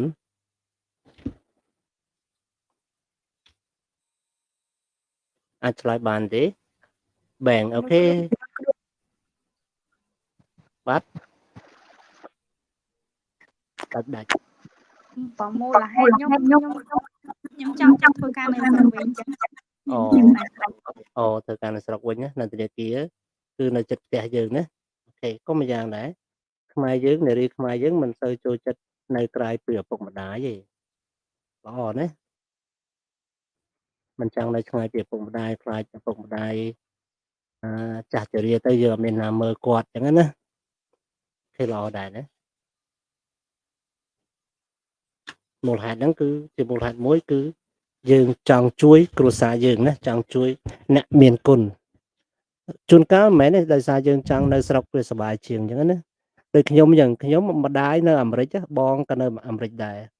ខ្ញុំគួរតែទៅនៅអាមេរិកយូរហើយមិនគួរមកនៅធ្វើគ្រូបរិញ្ញាបត្រពួកយើងទេណាគួរទៅនៅអាមេរិកតាំងពីឆ្នាំ99 2000ណាតាំងខ្ញុំរៀនចប់បាក់ឌុបខ្ញុំបាក់ឌុប97ណាពួកយើងមិនតាន់កើតផងណាត្រូវទេខ្ញុំបាក់ឌុបឆ្នាំ97ខ្ញុំរៀនចប់មហាវិទ្យាល័យឆ្នាំ2001ហើយខ្ញុំចូលធ្វើការនៅជាគ្រូបរិញ្ញាបត្រនៅឆ្នាំ2002ហើយម្ដាយខ្ញុំគាត់ទៅអាមេរិកដែលបងខ្ញុំទៅមុនបងខ្ញុំទៅតាំងឆ្នាំ96ដោយមានបងប្អូននៅអាមេរិកហ្នឹងគេបងប្អូនគាត់ស្រឡាញ់រៀបការជាមួយបងខ្ញុំទៅគាត់ទៅហើយឆ្នាំ98ម្ដាយខ្ញុំក៏ទៅតាមទៀតដើម្បីទៅមើលក្មួយមើលចៅវាកើតមកមានអ្នកមើលនៅអាមេរិកមើលសេវាមើលក្មេងថ្លៃពេកវាគេមិនខ្វះតែគ្រាន់វាថ្លៃពេកអញ្ចឹងគាត់ស្ដាយខ្លាចម្ដាយខ្លាចកូនចំណាយលុយច្រើនគាត់ក៏ទៅធានាបានសម្រេចទៅហើយគាត់ក៏ចង់យកខ្ញុំទៅណាស់ដែរគឺចង់យកមែនទែនប៉ុន្តែខ្ញុំមិនទៅណាមូលហេតុខ្ញុំដូចកញ្ញានិយាយមិញហ្នឹងគឺចង់នៅក្នុងស្រុកទេវាសុបាយវាស្រួលជាងណាវាស្រួលការងារអីក៏យើងមិនពិបាកដែរអញ្ចឹងក៏អត់ទៅណាភាសាអត់អីយើងអាចនិយាយគ្នាស្ដាប់បានព្រោះខ្ញុំចេះអង់គ្លេសតាំងពីខ្ញុំធ្វើគ្រូអង់គ្លេសតាំងឆ្នាំ96តាំងខ្ញុំរៀនថ្នាក់ទី11ថ្នាក់ទី11ខ្ញុំធ្វើគ្រូអង់គ្លេសហើយកាលនោះអូខេអញ្ចឹងភាសាបញ្ហាគឺខ្ញុំអត់ចង់រស់នៅស្រុកនោះទេនឹងជាមូលហេតុណាអូខេអាគាណាស្រីគាអាយុ2ឆ្នាំហើយឆ្នាំ97ណាអញ្ចឹងស្រីគាឆ្លងកាត់សម័យរដ្ឋប្រហារ97ដែរណាសម័យគេបង្ក្រាបកម្លាំងអាណាធិបតេយ្យណាអូខេក្មួយខ្ញុំអាយុ2ឆ្នាំដែរឆ្នាំ97ហ្នឹងឈ្មោះអប៉ូលនិយាយពីគាត់ស្រែកយំពេលគេបាញ់គ្នាសំលេងក្ដុងក្ដាំងគាត់ស្រែកយំតម្រាំលួងគាត់បាត់ចុះគាត់មកលឺសំលេងខ្លាំងណាស់កាលនោះនៅមិននៅស្រុកណានៅពេញបាញ់គ្នាអស់ស្ទះកាលនោះបាញ់សំលេងសំលេងក្មេងគាត់ខ្លាចណាគាត់ខ្លាចអាសំលេងខ្លាំងហ្នឹងយើងមើលគ្រាប់បាញ់ដូចអន្ទះណាដូចបាញ់ដូចអន្ទះបាញ់អញ្ចឹងនៅចិត្តតិចហើយយើងក្រាបនៅក្នុងផ្ទះហ្នឹងអត់ហ៊ានងើបចេញក្រៅ អត់រៀងងើបទេខ្លាចក្រាបចិត្តអញ្ចឹងខ្លាចគ្រាប់វាចូលផ្ទះមកតាមហ្នឹង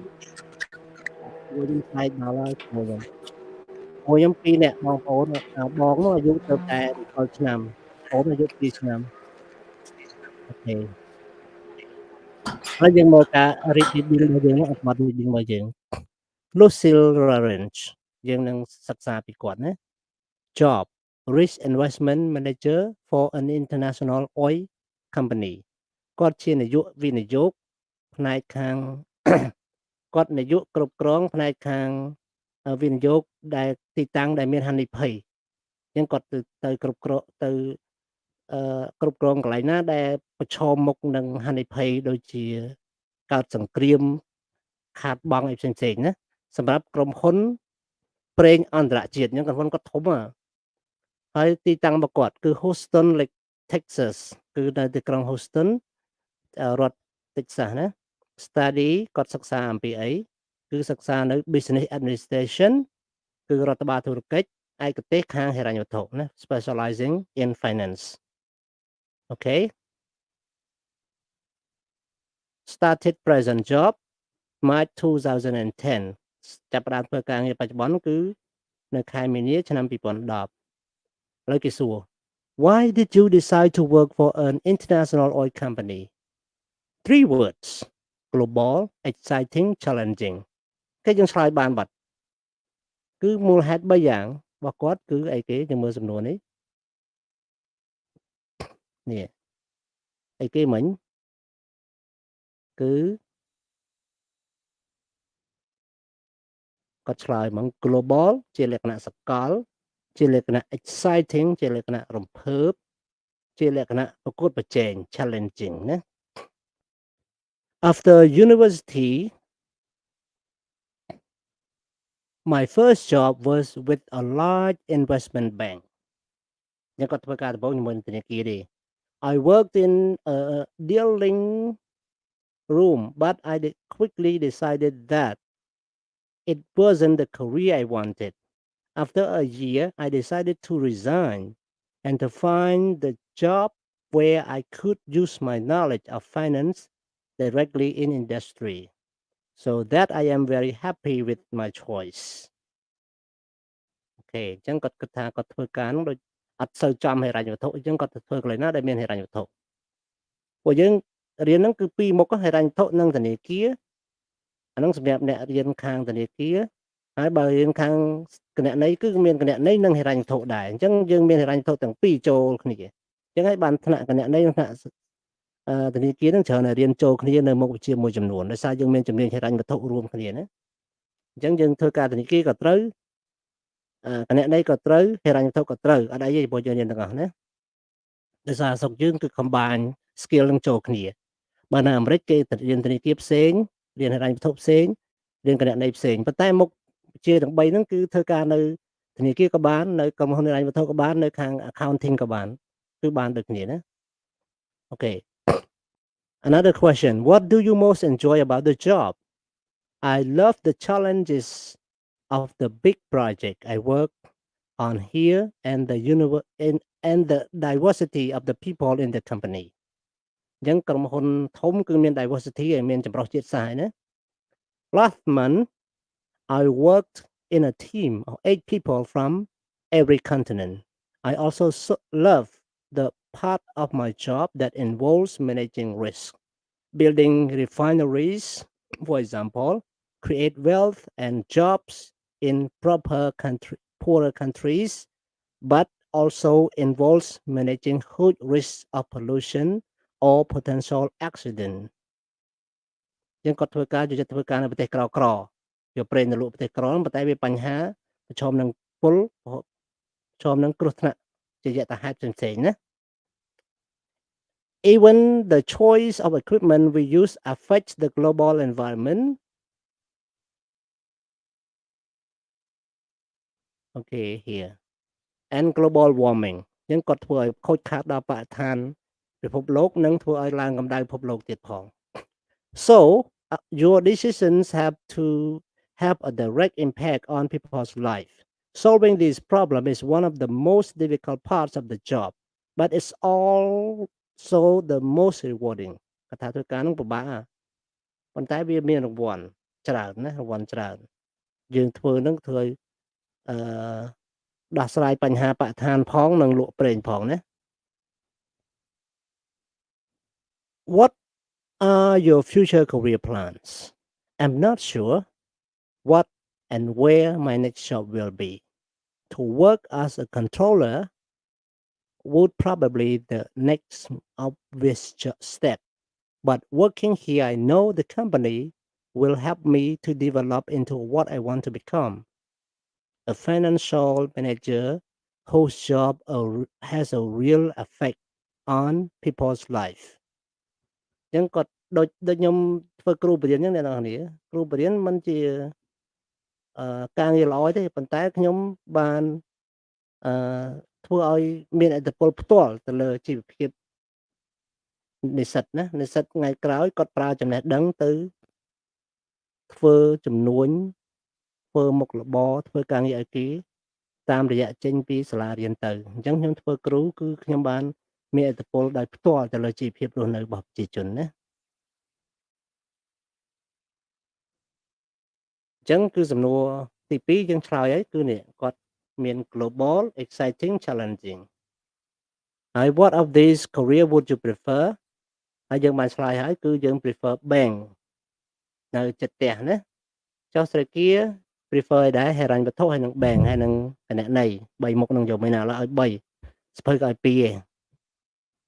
ស្រីគាអាចឆាតមើលស្រីគាអាចឆាតមើលអ្នកណាមិនថាស្រីគាអ្នកណាក៏ដោយស្ដាប់អត់ឮឆាតមកណាស្ដាប់អត់ឮនិយាយអត់ឮឆាតមកមិនដែរ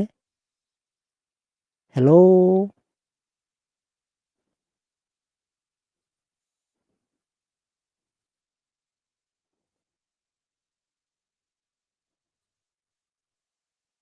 អត់មានអ្នកឆ្លើយអូខេ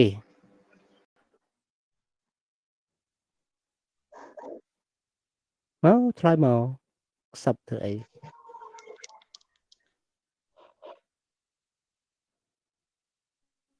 អត់ឆ្លើយអត់ទៅតទៀតយើង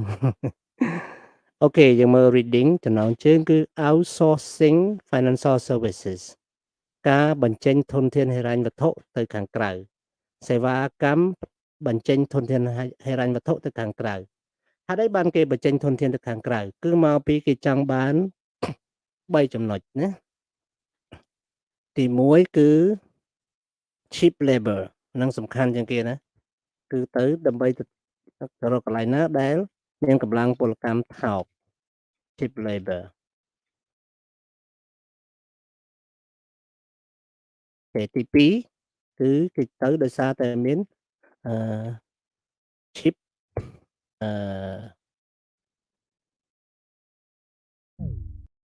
cheap property ណាអូខេអចលនទ្រព្យថោកដែរណាទិញដីផ្ទះថោកអញ្ចឹងទិញដី5ហិកតាធ្វើរោងចក្រអស់មិនអស់តិចជាង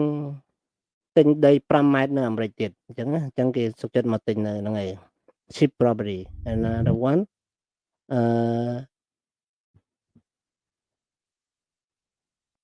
low taxes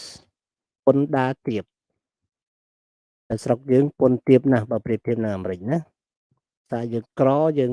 ចង់ឲ្យគេមករកស៊ីដើម្បីបានលុយគេមានលុយច្រើនអញ្ចឹងសុខចិត្តបន្ថយពន្ធដារឲ្យគេណាឲ្យតែគេមកអូខេឥឡូវយើងមើល headline ចំណងជើងកាសែតនេះចំណងជើង What do you understand by outsourcing? Check the meaning by looking at the dictionary definition below អញ្ចឹងខ្ញុំប្រាប់ឲ្យតែមូលហេតុ3យ៉ាងដែលគេមករកស៊ីនៅក្រៅប្រទេសគឺ3យ៉ាងហ្នឹងអញ្ចឹងចម្លើយរបស់ខ្ញុំមានហើយសម្រាប់លេខ1ហ្នឹងឥឡូវយើងអាននេះគេដាក់ JP Morgan Chase to hire 4,500 graduates in India plan to shift 30% of the back office staff គាត់ថាពេលដែលគេទៅ JP ហ្នឹងក្រុមហ៊ុនជប៉ុនទៅបើកនៅឥណ្ឌានឹងទទួលជួលមនុស្ស 4,500 នាក់ប៉ុន្តែកាត់បន្ថយកម្លាំងក្នុងស្រុក 30% ណាកាត់ថយមកគាត់យកចេញទៅក្រៅត្រូវកាត់បន្ថយក្នុងស្រុកព្រោះអីមនុស្សនៅក្នុងស្រុកនេះទំនេរហើយ អត់មានកន្លែងព្រោះលើកផលិតកម្មទៅនៅឥណ្ឌាអីអញ្ចឹងក្នុងស្រុកទៅកាត់ 30% អីតមក Union campaigns against HSBC's job outsourcing 4,500 back office job lost in the UK អញ្ចឹងកាលណាទៅបង្កើត 4,500 នៅក្រៅគាត់จะកាត់បន្ថយ 4,500 ក្នុងស្រុកហើយអញ្ចឹងគេចាប់ផ្ដើមតវ៉ាណាគេធ្វើចលនាតវ៉ា Dutch bank uses Russian IT technology for 27 different projects អូខេអញ្ចឹងអានេះគាត់ថាជាលក្ខណៈ discussion នេះណាអញ្ចឹងមិនមានអ្វីធំដុំទេ ឥឡូវយើងមើលតទៀត outsource នេះជានិយមន័យ the process of arranging somebody outside a company to produce goods for providing or provide services for that company គឺយើង outsource គឺដោយសារយើងចង់ឲ្យមនុស្សទៅធ្វើការនៅខាងក្រៅមាន manager ធំទៅគ្រប់គ្រងបុគ្គលិកនៅខាងក្រៅណា in-house មានន័យថាម៉េច existing or happening ring within a company អញ្ចឹងមានន័យថាគឺជាអ្វីឬក៏ធនធានស្គ្រប់យ៉ាងកើតនៅដែលមាននៅក្នុងក្រុមហ៊ុនគេហៅថា in-house ណាឬក៏ in office ក៏បានដែរ back office អីទៅហៅថា back office the part of business which does not deal directly in the public back office ហ្នឹងគឺវាជា office ដែលជាខ្នងបង្អែកបកបែរ office ជាខ្នងបង្អែកឧទាហរណ៍ថាក្រុមហ៊ុនកាល់តិចស្រុកខ្មែរ office ខ្នងបង្អែករបស់កាល់តិចទៅអាមេរិករដ្ឋតិចសាសណាអូខេហ្នឹងគឺ back office ឥឡូវសូមអានអត្ថបទនេះមួយចំណងជើងនេះមុននឹងអានគេឲ្យមើលលំហាត់លេខ 2 Now read the article who pays your salary and answer the question អូខេអញ្ចឹងយើងអានអត្ថបទហ្នឹងខាងក្រោមនេះអត្ថបទនេះហើយយើងឆ្លើយសំណួរ4នេះសំណួរ3នេះ Find your example of financial services that companies outsource today 2. What are the main advantages of outsourcing? 3. How do the worker usually react to outsourcing? Okay. យើងក៏ឲ្យរកឧទាហរណ៍អំពីសេវាហិរញ្ញវត្ថុដែលក្រុមហ៊ុនសប្តាហ៍ថ្ងៃនេះបានបញ្ចេញធនធានទៅខាងក្រៅទៅរកស៊ីខាងក្រៅ Number 2. What are the main advantages of outsourcing? អត់សូវកំពុងកត់ស្រួលតើគុណសម្បត្តិសំខាន់នៃការ outsourcing នឹងមានអ្វីខ្លះក្នុងការបញ្ចេញធនធានទៅខាងក្រៅតើកម្មករគាត់មានប្រតិកម្មយ៉ាងម៉េចចំពោះការដែលទៅរកស៊ីនៅខាងក្រៅណាអាហ្នឹង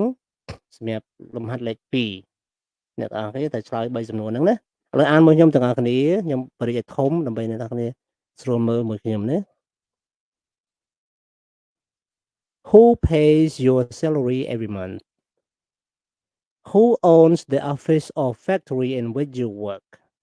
Who organizes all your business travel arrangements for you? Who manages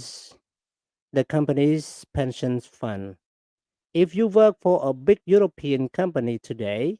your salary is probably paid and managed by another company, an outsourcer, and not by our employer. Many of it's in India or South Africa. Your office is probably owned by a financial property company who rents the building to your company. Your pensions may be managed by an investment bank or fund manager for a fee.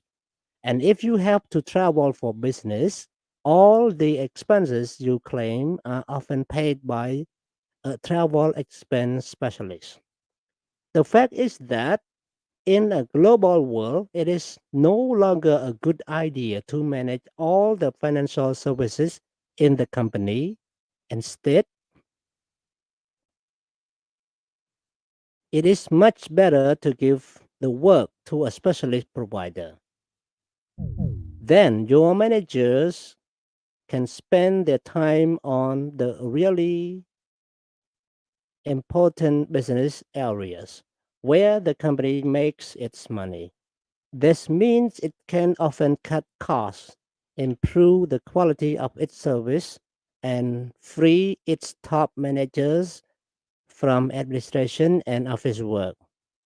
It is a win-win situation. Maybe we need to change many of our old ideas about what a company finance department should do. Welcome to the world of outsourcing. But what does it mean for staff? When you ask people about outsourcing, many employers are frightened.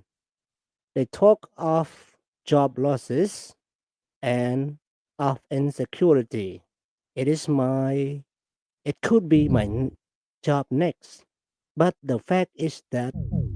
many don't really see any change. What's more, they go home and use the same services in their private life, paying bills, talk to their telephone bank or insurance provider, or booking their holidays. Many of these jobs are already done in foreign countries. It seems that in the global village, we depend on service providers in country or places we have never seen. Okay. ចឹងអ្នកទាំងអស់គ្នាស្ដាប់យល់ទេខ្ញុំអត់មានពេលបកប្រែឲ្យអ្នកនរគ្រប់គ្រាន់អញ្ចឹងអ្នកអាចឆ្លើយសំណួរនេះវិញ Find 4 example of financial services that company outsource today អញ្ចឹងមិញខ្ញុំឲ្យមិញ3ឥឡូវគេឲ្យរបស់យើងគឺ4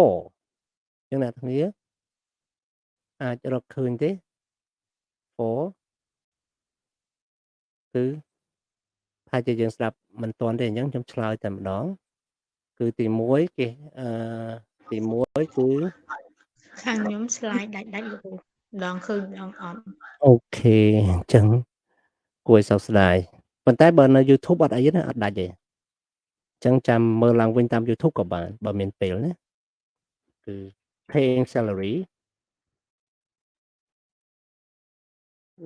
ខុសប៉ុណ្ណេះសិនទៅចុចអូខេ paying salary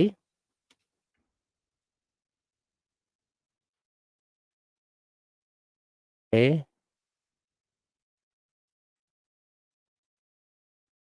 business travel arrangement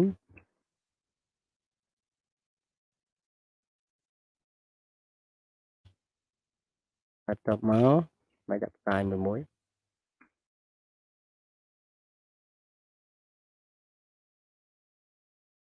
អូខេតមកលេខ3គឺ to work on export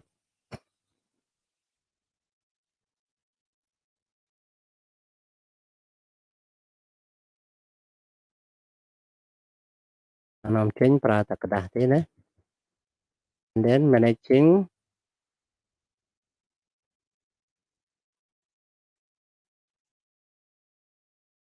pension fund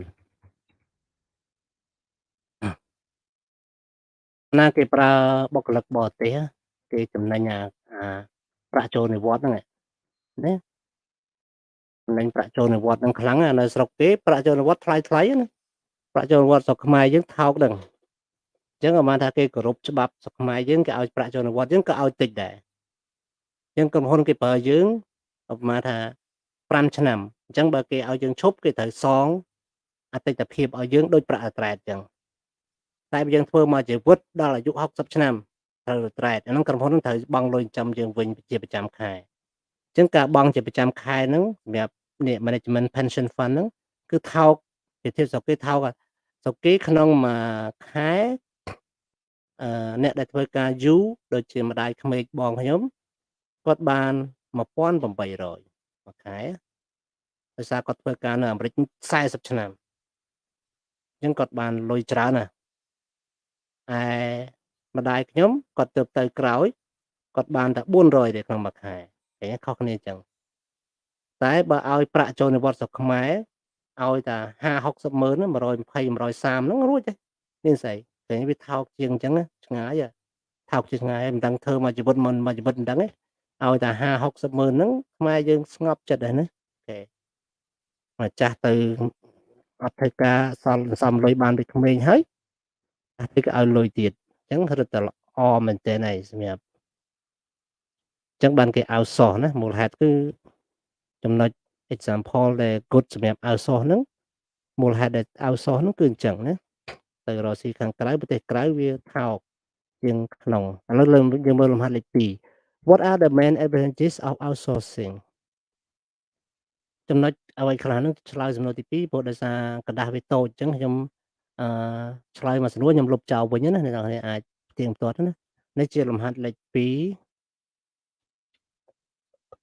សំណួរលេខ2ខាងក្រោមនេះឆ្លើយថាគឺ it cut cost គឺវាកាត់បន្ថយថ្លៃដើមណា cut cost គឺកាត់បន្ថយថ្លៃដើមផលិតឧទាហរណ៍កម្មករនៅអាមេរិកមួយខែ$5,000កម្មករស្រុកខ្មែរមួយខែ$400 $500អាហ្នឹងកម្មករជាន់ខ្ពស់កម្មករធម្មតា100ជាងហ្នឹង200ហ្នឹងអញ្ចឹងវាកាត់បន្ថយតម្លៃផលិតហ្នឹងខ្លាំងមែនទែនហើយ improve កាត់បន្ថយកម្លាំងផលិតហើយ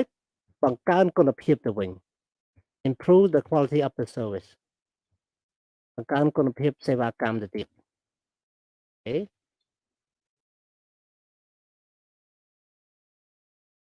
free managers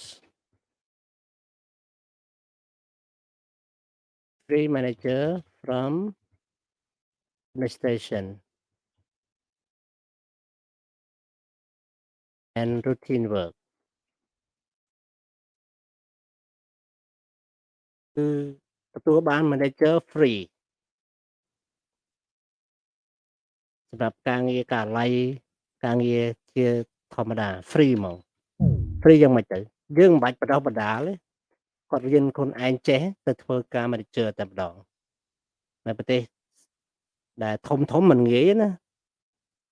ចង់បាន manager នឹងមួយត្រូវបដោះបដាល manager នឹងច្រើនឆ្នាំមកសម្រាប់បានមកស្រុកនេះអត់ទេមកស្រុកយើងឲ្យតែលុយច្រើនទៅ manager រត់ត្បល់ក្បាលចូលណាអូខេប្រទេសយើងក្រទៅម៉េច Number exercise 3 How do workers usually react to outsourcing ឥឡូវស្រុកកំណើតរបស់យើងទៅ outsource ទៅក្រៅតើកម្មករក្នុងស្រុកគាត់យល់ឃើញម៉េចគឺ frightening គាត់ភ័យណា frightening and fear job losses ហើយខ្លាចបាត់បង់ការងារ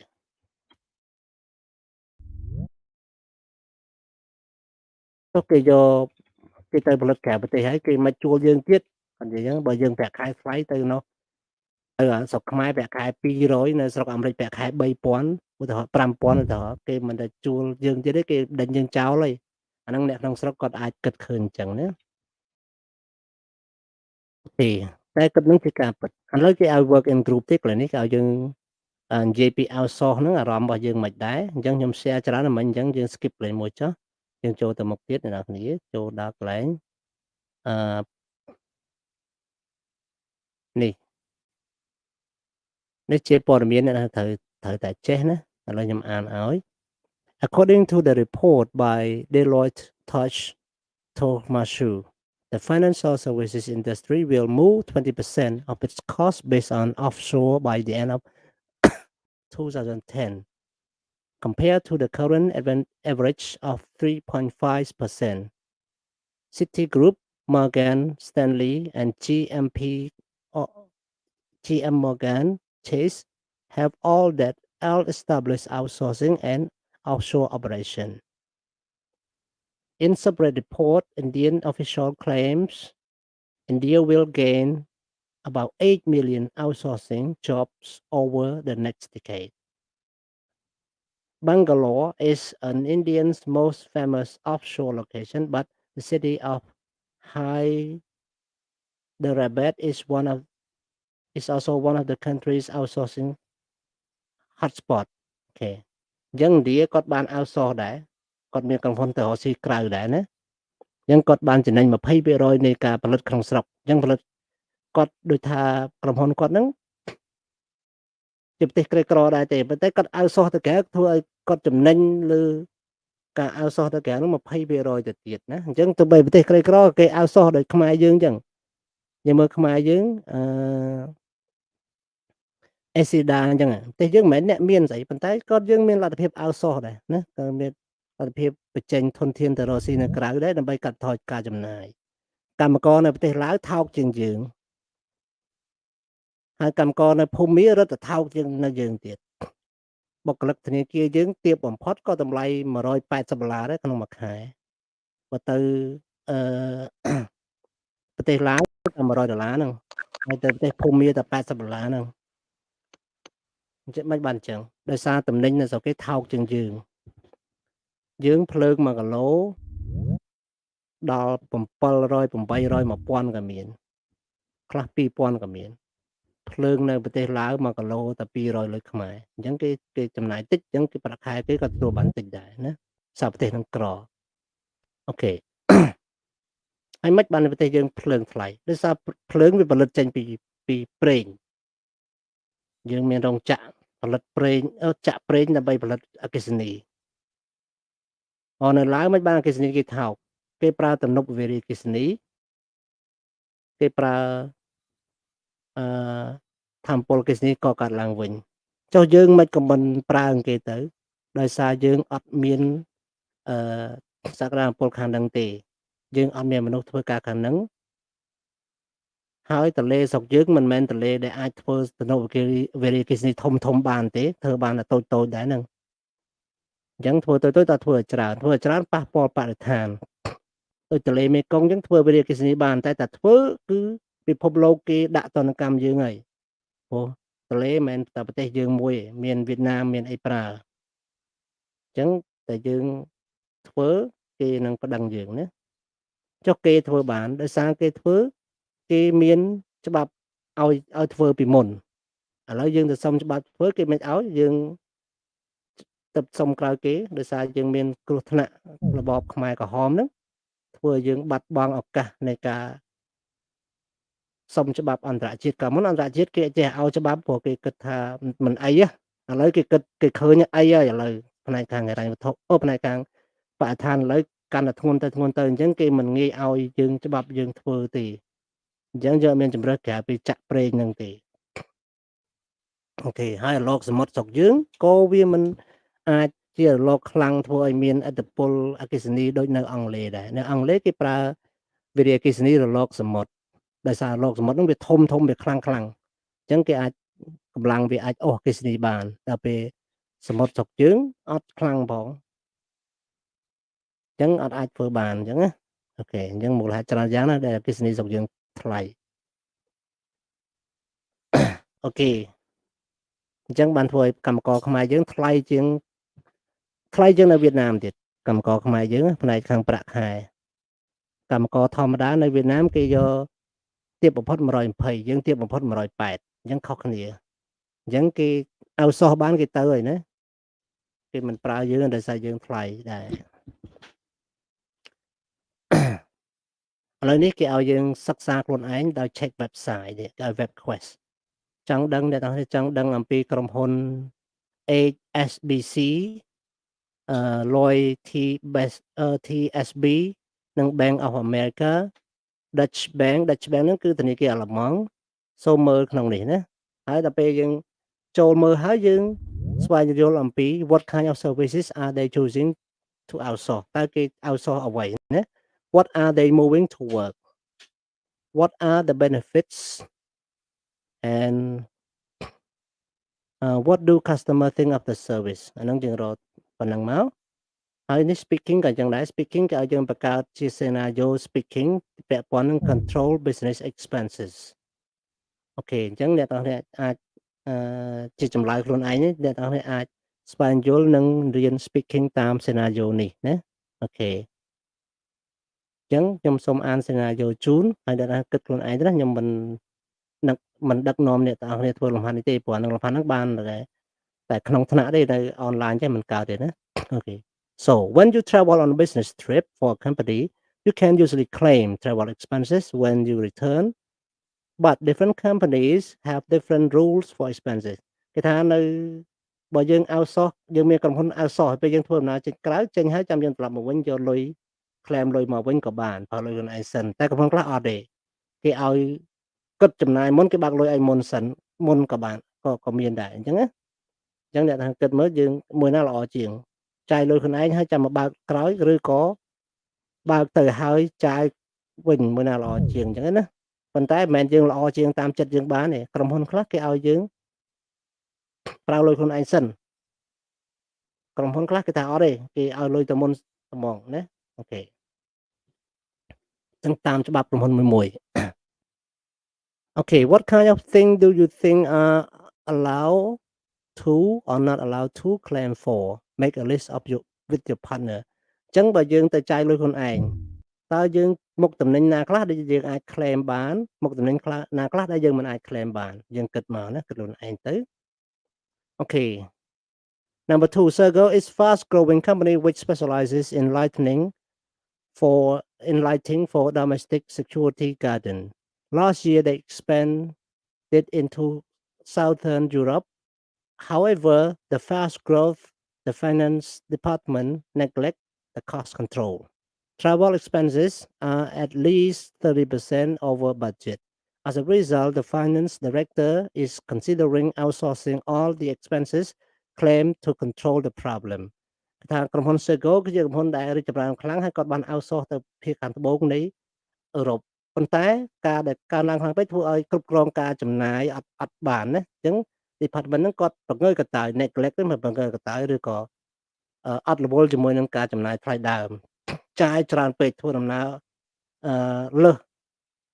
ស30% នៃថវិកាផែនការ 100000 នេះវាលើស 30% លើហ្នឹងអញ្ចឹងឥឡូវគេចាប់ផ្ដើមរឹតបន្តឹងដោយយក claim ទាំងអស់យកមកពិនិត្យណាអាហ្នឹងជាសេណារីយ៉ូគេឲ្យយើងធ្វើខ្លួនឯងអញ្ចឹងណាគិតមើលយើងគួរកាត់បន្ថយអីខ្លះចូលក្រៅខេចេញ claim បានអត់គាត់អញ្ចឹងណាជិះម៉ូតូទៅជិះតាក់ស៊ីទៅមើលថ្ងៃលិចគួរតែ claim បានអត់គាត់អញ្ចឹងណាអូខេ Your company a specialist outsourcer យើងជាក្រុមហ៊ុនរបស់យើងនេះវិញអានេះក្រុមហ៊ុន Sergo នេះក្រុមហ៊ុនរបស់យើងដែលយើងជាឯកទេសខាងអ្នករស់ស៊ីនៅខាងក្រៅប្រទេសអូខេអញ្ចឹងយើងណា has just received the email from the Jean Martin the CFO of Sergo explain their problem read the email and using comment box to make notes for the question you need to ask Sergo about their expenses policy អញ្ចឹង Sergo ហ្នឹងគាត់ដូចថាអត់មានពេលនឹងកាត់បន្ថយការចំណាយអញ្ចឹងគាត់ក៏ស្នើមកឲ្យក្រុមហ៊ុនយើងដែលជាក្រុមហ៊ុនផ្ដល់សេវាឲ្យហ្នឹងថាគួរតែកាត់បន្ថយអីខ្លះហើយបញ្យល់មូលហេតុទៅកាត់បន្ថយហ្នឹងមូលហេតុបានយើងត្រូវកាត់បន្ថយអញ្ចឹងសូមអ្នកទាំងគ្នាសរសេរជា comment ឲ្យទៅក្រុមហ៊ុន Sergo ហ្នឹងអាចជាសំណួរអាចជា comment ដើម្បីឲ្យគេមានគោលនយោបាយច្បាស់លាស់និយាយអំពីការចំណាយនេះគឺជា email ដែលគេផ្ញើមកនេះហើយនេះគឺជា comment របស់យើងអញ្ចឹងយើងអានហើយយើងឲ្យ comment មកណា1 2 3 4 5 6 7អញ្ចឹងទៅណាអញ្ចឹងអ្នកនរគ្នាសរសេរ comment ដល់ខ្លួនឯងចាស់កន្លែងនេះអញ្ចឹងសូមកន្លែងនេះក៏ speaking មួយដែរអញ្ចឹង speaking កន្លែងនេះអ្នកនរគ្នាអាចម្នាក់ដើរតួជា student A ម្នាក់ដើរតួជា student B student A តំណាងឲ្យក្រុមហ៊ុន Sergo student B តំណាងឲ្យក្រុមហ៊ុនរបស់យើងដូចមិញអញ្ចឹងណាហើយនេះជាតារាងមួយ time limit on submitting expenses claim book travel receipt accommodation meal policy on air miles ហើយនឹង fly business or company class gift អញ្ចឹងគេឲ្យយើងគិតពិចារណាទៅលើoption ទាំងអស់ហ្នឹងគួរតែប្រើមិនគួរតែឲ្យឬអត់ដូចជាម៉ោងត្រូវតែដាក់កំណត់បងដាក់កំណត់នៅក្នុងម៉ោងកំណត់នៅក្នុងការclaim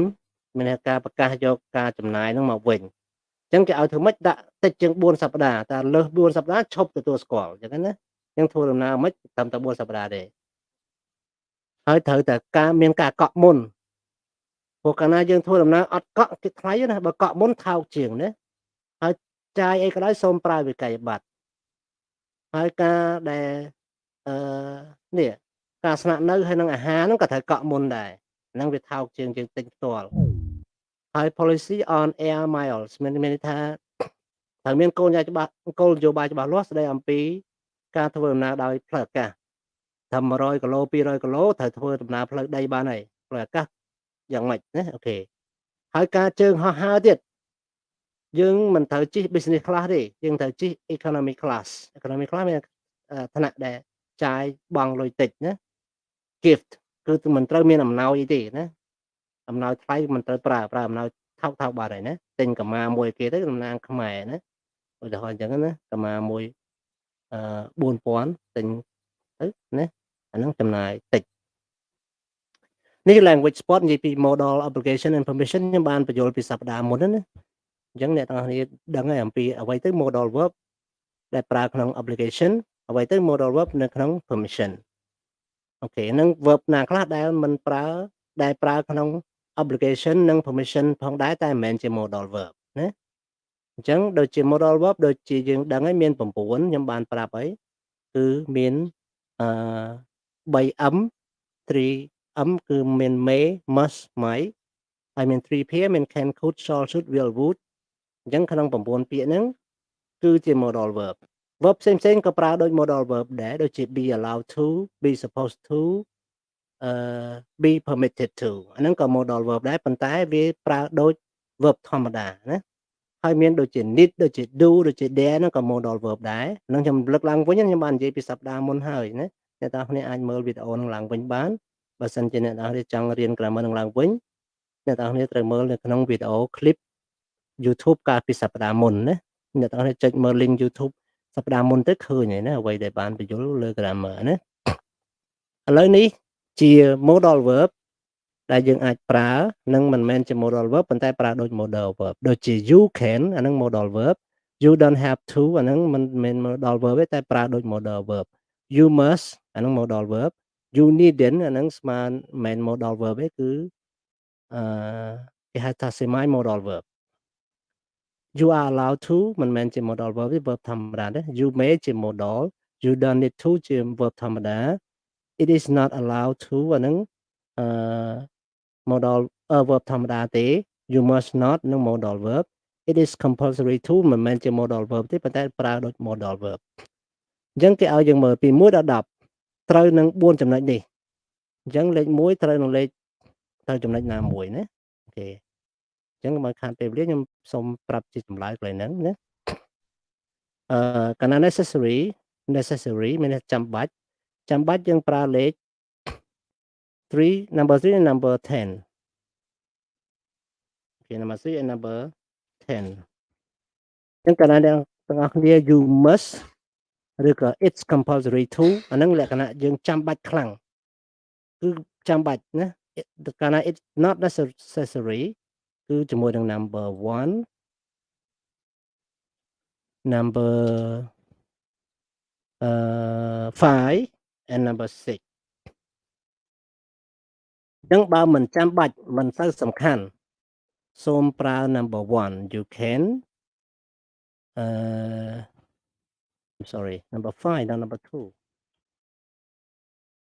you needn't and number 6 you may it's permitted បើបានត្រូវបានអនុញ្ញាតគឺយើងប្រើ number 4 number 7 and number 2 number 4 and number 7ណា okay number 4 like number 2 like you don't have to you needn't you don't need to ណា okay ក្នុងក្រៅគឺលេខ8ឬលេខ4ណា not permitted មិនត្រូវបានអនុញ្ញាត number 8 and number 9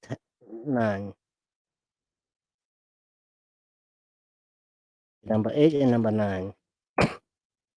okay ឥឡូវសប្តាហ៍នេះសូមជូន homework នៅទីនេះមួយណា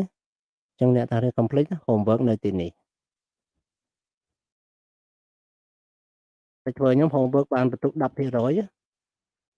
គឺបាត់ 10% ហ្នឹងហើយមិនមែនន័យថាធ្លាក់ទេគ្រាន់ថាវាបាត់បន្ទុក 10% ហ្នឹងណាអូខេអញ្ចឹង homework នេះស្រួលទេពិបាកតែអ្នកធ្វើទេណាអូខេហើយ homework ហ្នឹងមិនពិបាកទេអញ្ចឹងយើងគូសមួយដែលត្រូវវាមាន2 don't need to don't need និង needn't ទៅអញ្ចឹងមួយណាត្រូវលេខ2លេខ3លេខ4លេខ5លេខ1ដូចគ្នាណាហើយ writing នេះខ្ញុំសូមរំលងចោលយើងមិនបាច់ រៀនទេព្រោះ writing និយាយពី memo គឺយើងរៀនធ្វើការរាល់ថ្ងៃនឹង memo គឺសេចក្តីជូនដំណឹងផ្ទៃក្នុងណាឥឡូវមេរៀនយើងចប់ហើយអានេះគឺជាវិធីសរសេរ memo ដែលតើ លោកគ្រូលេខលេខ2នឹងមែនលោកគ្រូ ដល់លេខ2ហ្នឹងតែ6លំហាត់ហ្នឹងណាតែ6លំហាត់ហ្នឹងទេតែប៉ុណ្្នឹងទេបន្តិចទេណាធ្វើតែបន្តិចបាន10បន្ទុកអ្នកណាធ្វើកុំភ្លេចណាអូខេហើយអ្នកណាដែលអត់បានធ្វើគឺបាត់បន្ទុក10ហ្នឹងហើយណាអាថាគេធ្វើ homework ទាំងអស់10អញ្ចឹងបើយើងបានធ្វើតែ2អញ្ចឹងបានតែ2ហ្នឹងហើយអ្នកធ្វើបាន10គេបាន10ណាអូខេហើយនេះជាវិធីសរសេរ memo គឺត្រូវមានដាក់ subject ត្រូវមានសរសេរ introduction សេចក្តីផ្ដើមមានន័យថាបញ្យល់ពីគោលបំណងរបស់ memo បន្ទាប់មកសរសេរចំណុចសំខាន់គឺគួរតែសរសេរជាលេខឬជាចំណុចឲ្យគេដឹងណាកុំសរសេរវែងសរសេរខ្លីៗបានហើយចុងក្រោយត្រូវបញ្ចប់ដោយអរគុណដល់អ្នកអានណាហើយនឹងអ្នកដែលមិនយល់សូមសួរបន្ថែមណានេះអញ្ចឹងសេចក្តីបញ្ចប់នៃ memo គឺអញ្ចឹងអរគុណអ្នកអានហើយនឹងបើមានសំណួរបន្ថែមអាចសួរបានណានេះបន្ទាប់មកដាក់ឈ្មោះអ្នកផ្ញើឥឡូវអ្នកទាំងគ្នាបានរៀនចប់ហើយមេរៀននេះអញ្ចឹងបើអ្នកទាំងគ្នាមិនដឹងថាចេះអីសូម checklist ណាសូម checklist បើ check ទៅឃើញថាយើងចេះហើយគូសបើមិនចេះសូមខ្វែងអញ្ចឹងយើងអាន I can identify the main services provider as final department needs ខ្ញុំអាចស្គាល់អំពីសេវាកម្មដល់សេវាកម្មសំខាន់នៅក្នុងផ្នែកខាងហិរញ្ញវត្ថុអញ្ចឹងបើចេះហើយបើរៀនមេរៀនចេះមែនសូម tick ណា I can make ចុះបើអត់ចេះសូមមើលវីដេអូ clip ឡើងវិញខ្ញុំមានបញ្យលរហូតអញ្ចឹងមើលវីដេអូក្នុង YouTube នឹងឡើងវិញអ្នកនរគ្នានឹងឃើញហើយណាមួយទៀត I can make requests and offers ខ្ញុំអាចនិយាយភាសាបែបសំណូមពរនិងបែបផ្ដល់ជូនបានអញ្ចឹងបើចេះសូម tick I can talk about the advantages of and disadvantages of outsourcing ខ្ញុំដឹងនឹងអាចនិយាយពីរឿងគុណសម្បត្តិនិងគុណវិបត្តិនៃការបញ្ចេញធនធានទៅខាងក្រៅ I can solve a simple business problem with expense accounts for my manager ខ្ញុំអាចដោះស្រាយនៅបញ្ហា business តូចធម្មតាជាមួយនឹងគណនេយ្យករមួយនឹងគណនេយ្យដែលចំណាយចេញឲ្យ manager ខ្ញុំបានណាបើចេះសូម tick បើមិនចេះសូមត្រឡប់មើលវីដេអូ clip ឡើងវិញណា I can use models of obligation and permission ខ្ញុំចេះប្រើ modal verb ពី obligation និង permission ញ៉ាំដល់ទៀតបើមិនចេះសូមមើលវីដេអូ clip ឡើងវិញតាំងពីសប្តាហ៍មុនដល់សប្តាហ៍នេះគឺបញ្យល់ពី grammar សប្តាហ៍មុនសប្តាហ៍នេះគឺនិយាយអំពី grammar តែបានរៀនហើយនឹងធ្វើលំហាត់អំពី grammar នឹងឯងណាចុងក្រោយ I can write internal memo to staff ខ្ញុំអាចចេះសរសេរ internal memo ក្នុង staff ជាមួយនឹងបុគ្គលិកបានណាចំពោះ memo បើយើងអត់ចេះខ្ញុំអត់បានបញ្យល់ដែរខ្ញុំក៏បញ្យល់បានតិចតួចទេអញ្ចឹងអ្នកទាំងនេះអាចស្វែងយល់ខ្លួនឯងបានណាព្រោះអីការរៀនគេឲ្យរៀនខ្លួនឯង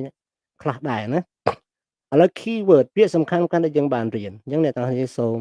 ខ្ញុំអត់បកប្រែឲ្យជាអក្សរទេខ្ញុំសរសេរនិយាយណាខ្ញុំនិយាយឲ្យមួយអញ្ចឹងអ្នកទាំងនេះបើអត់ចាំសូមមើលវីដេអូនេះឡើងវិញដែរណា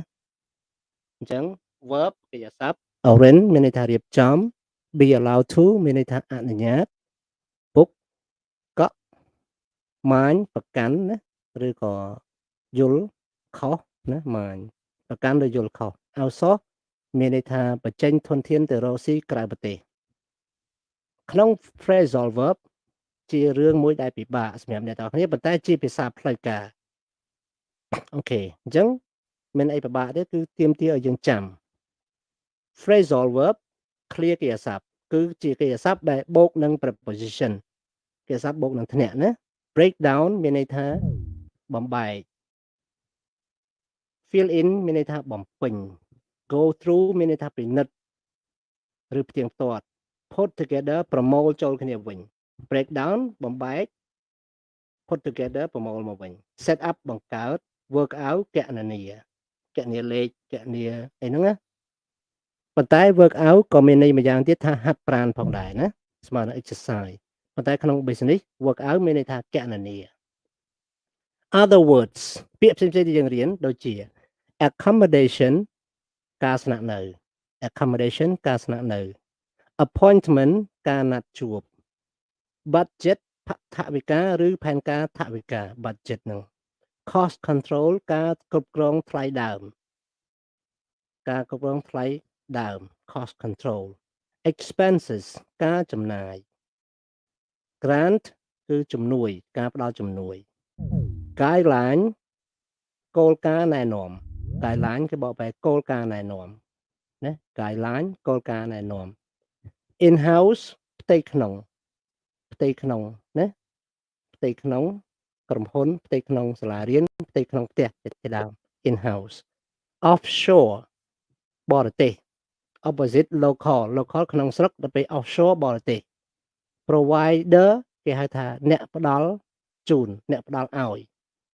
wealth ទ្រព្យសម្បត្តិអូខេអញ្ចឹងមេរៀនយើងទី3នេះចប់ទាំងស្រុងបងអូនមានសំណួរអីសួរខ្ញុំទេមុននឹងយើងបិទថ្នាក់ណាមានសំណួរទេបងប្អូនសុគាមានសំណួរសុគា ខ្ញុំចង់សួរលោកគ្រូថាលោកគ្រូមានសំណួរ បាទ លោកគ្រូ បាទលឺលោកគ្រូខ្ញុំមានសំណួរលោកគ្រូ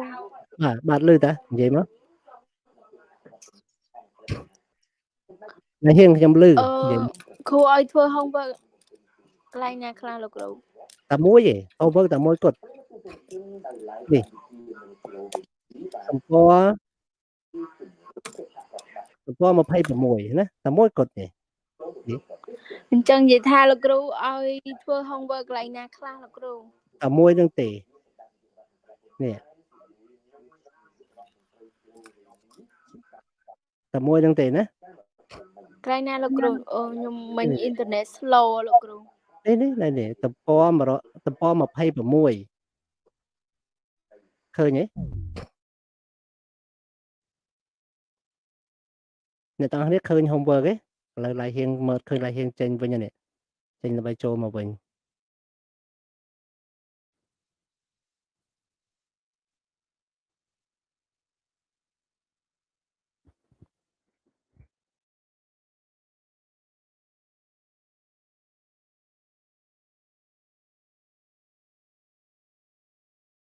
26លំហាត់លេខ2បាទ គ្រូតើតើមួយ homework លោកគ្រូយើងថ្ងៃណាដែរ ធ្វើម៉េចឲ្យបានមុនរៀនសប្តាហ៍ក្រោយណាទៅដល់រៀនហើយគឺលែងអស់សុពលភាពហើយអញ្ចឹងណាអញ្ចឹងពេលវែងមួយអាទិត្យមួយសប្តាហ៍ពេញណាអូខេ ចាលោកគ្រូ បាទអរគុណស្រីនេះ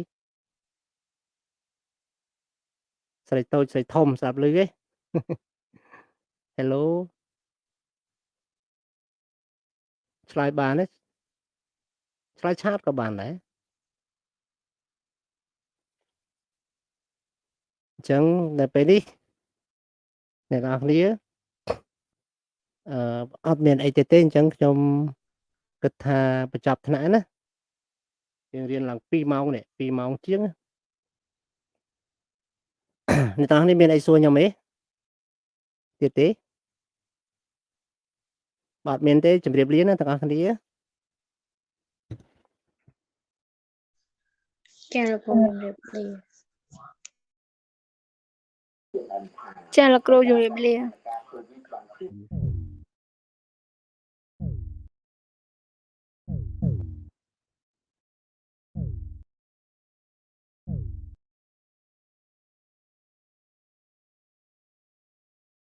Okay, bye bye. Hey, you student. Bye bye.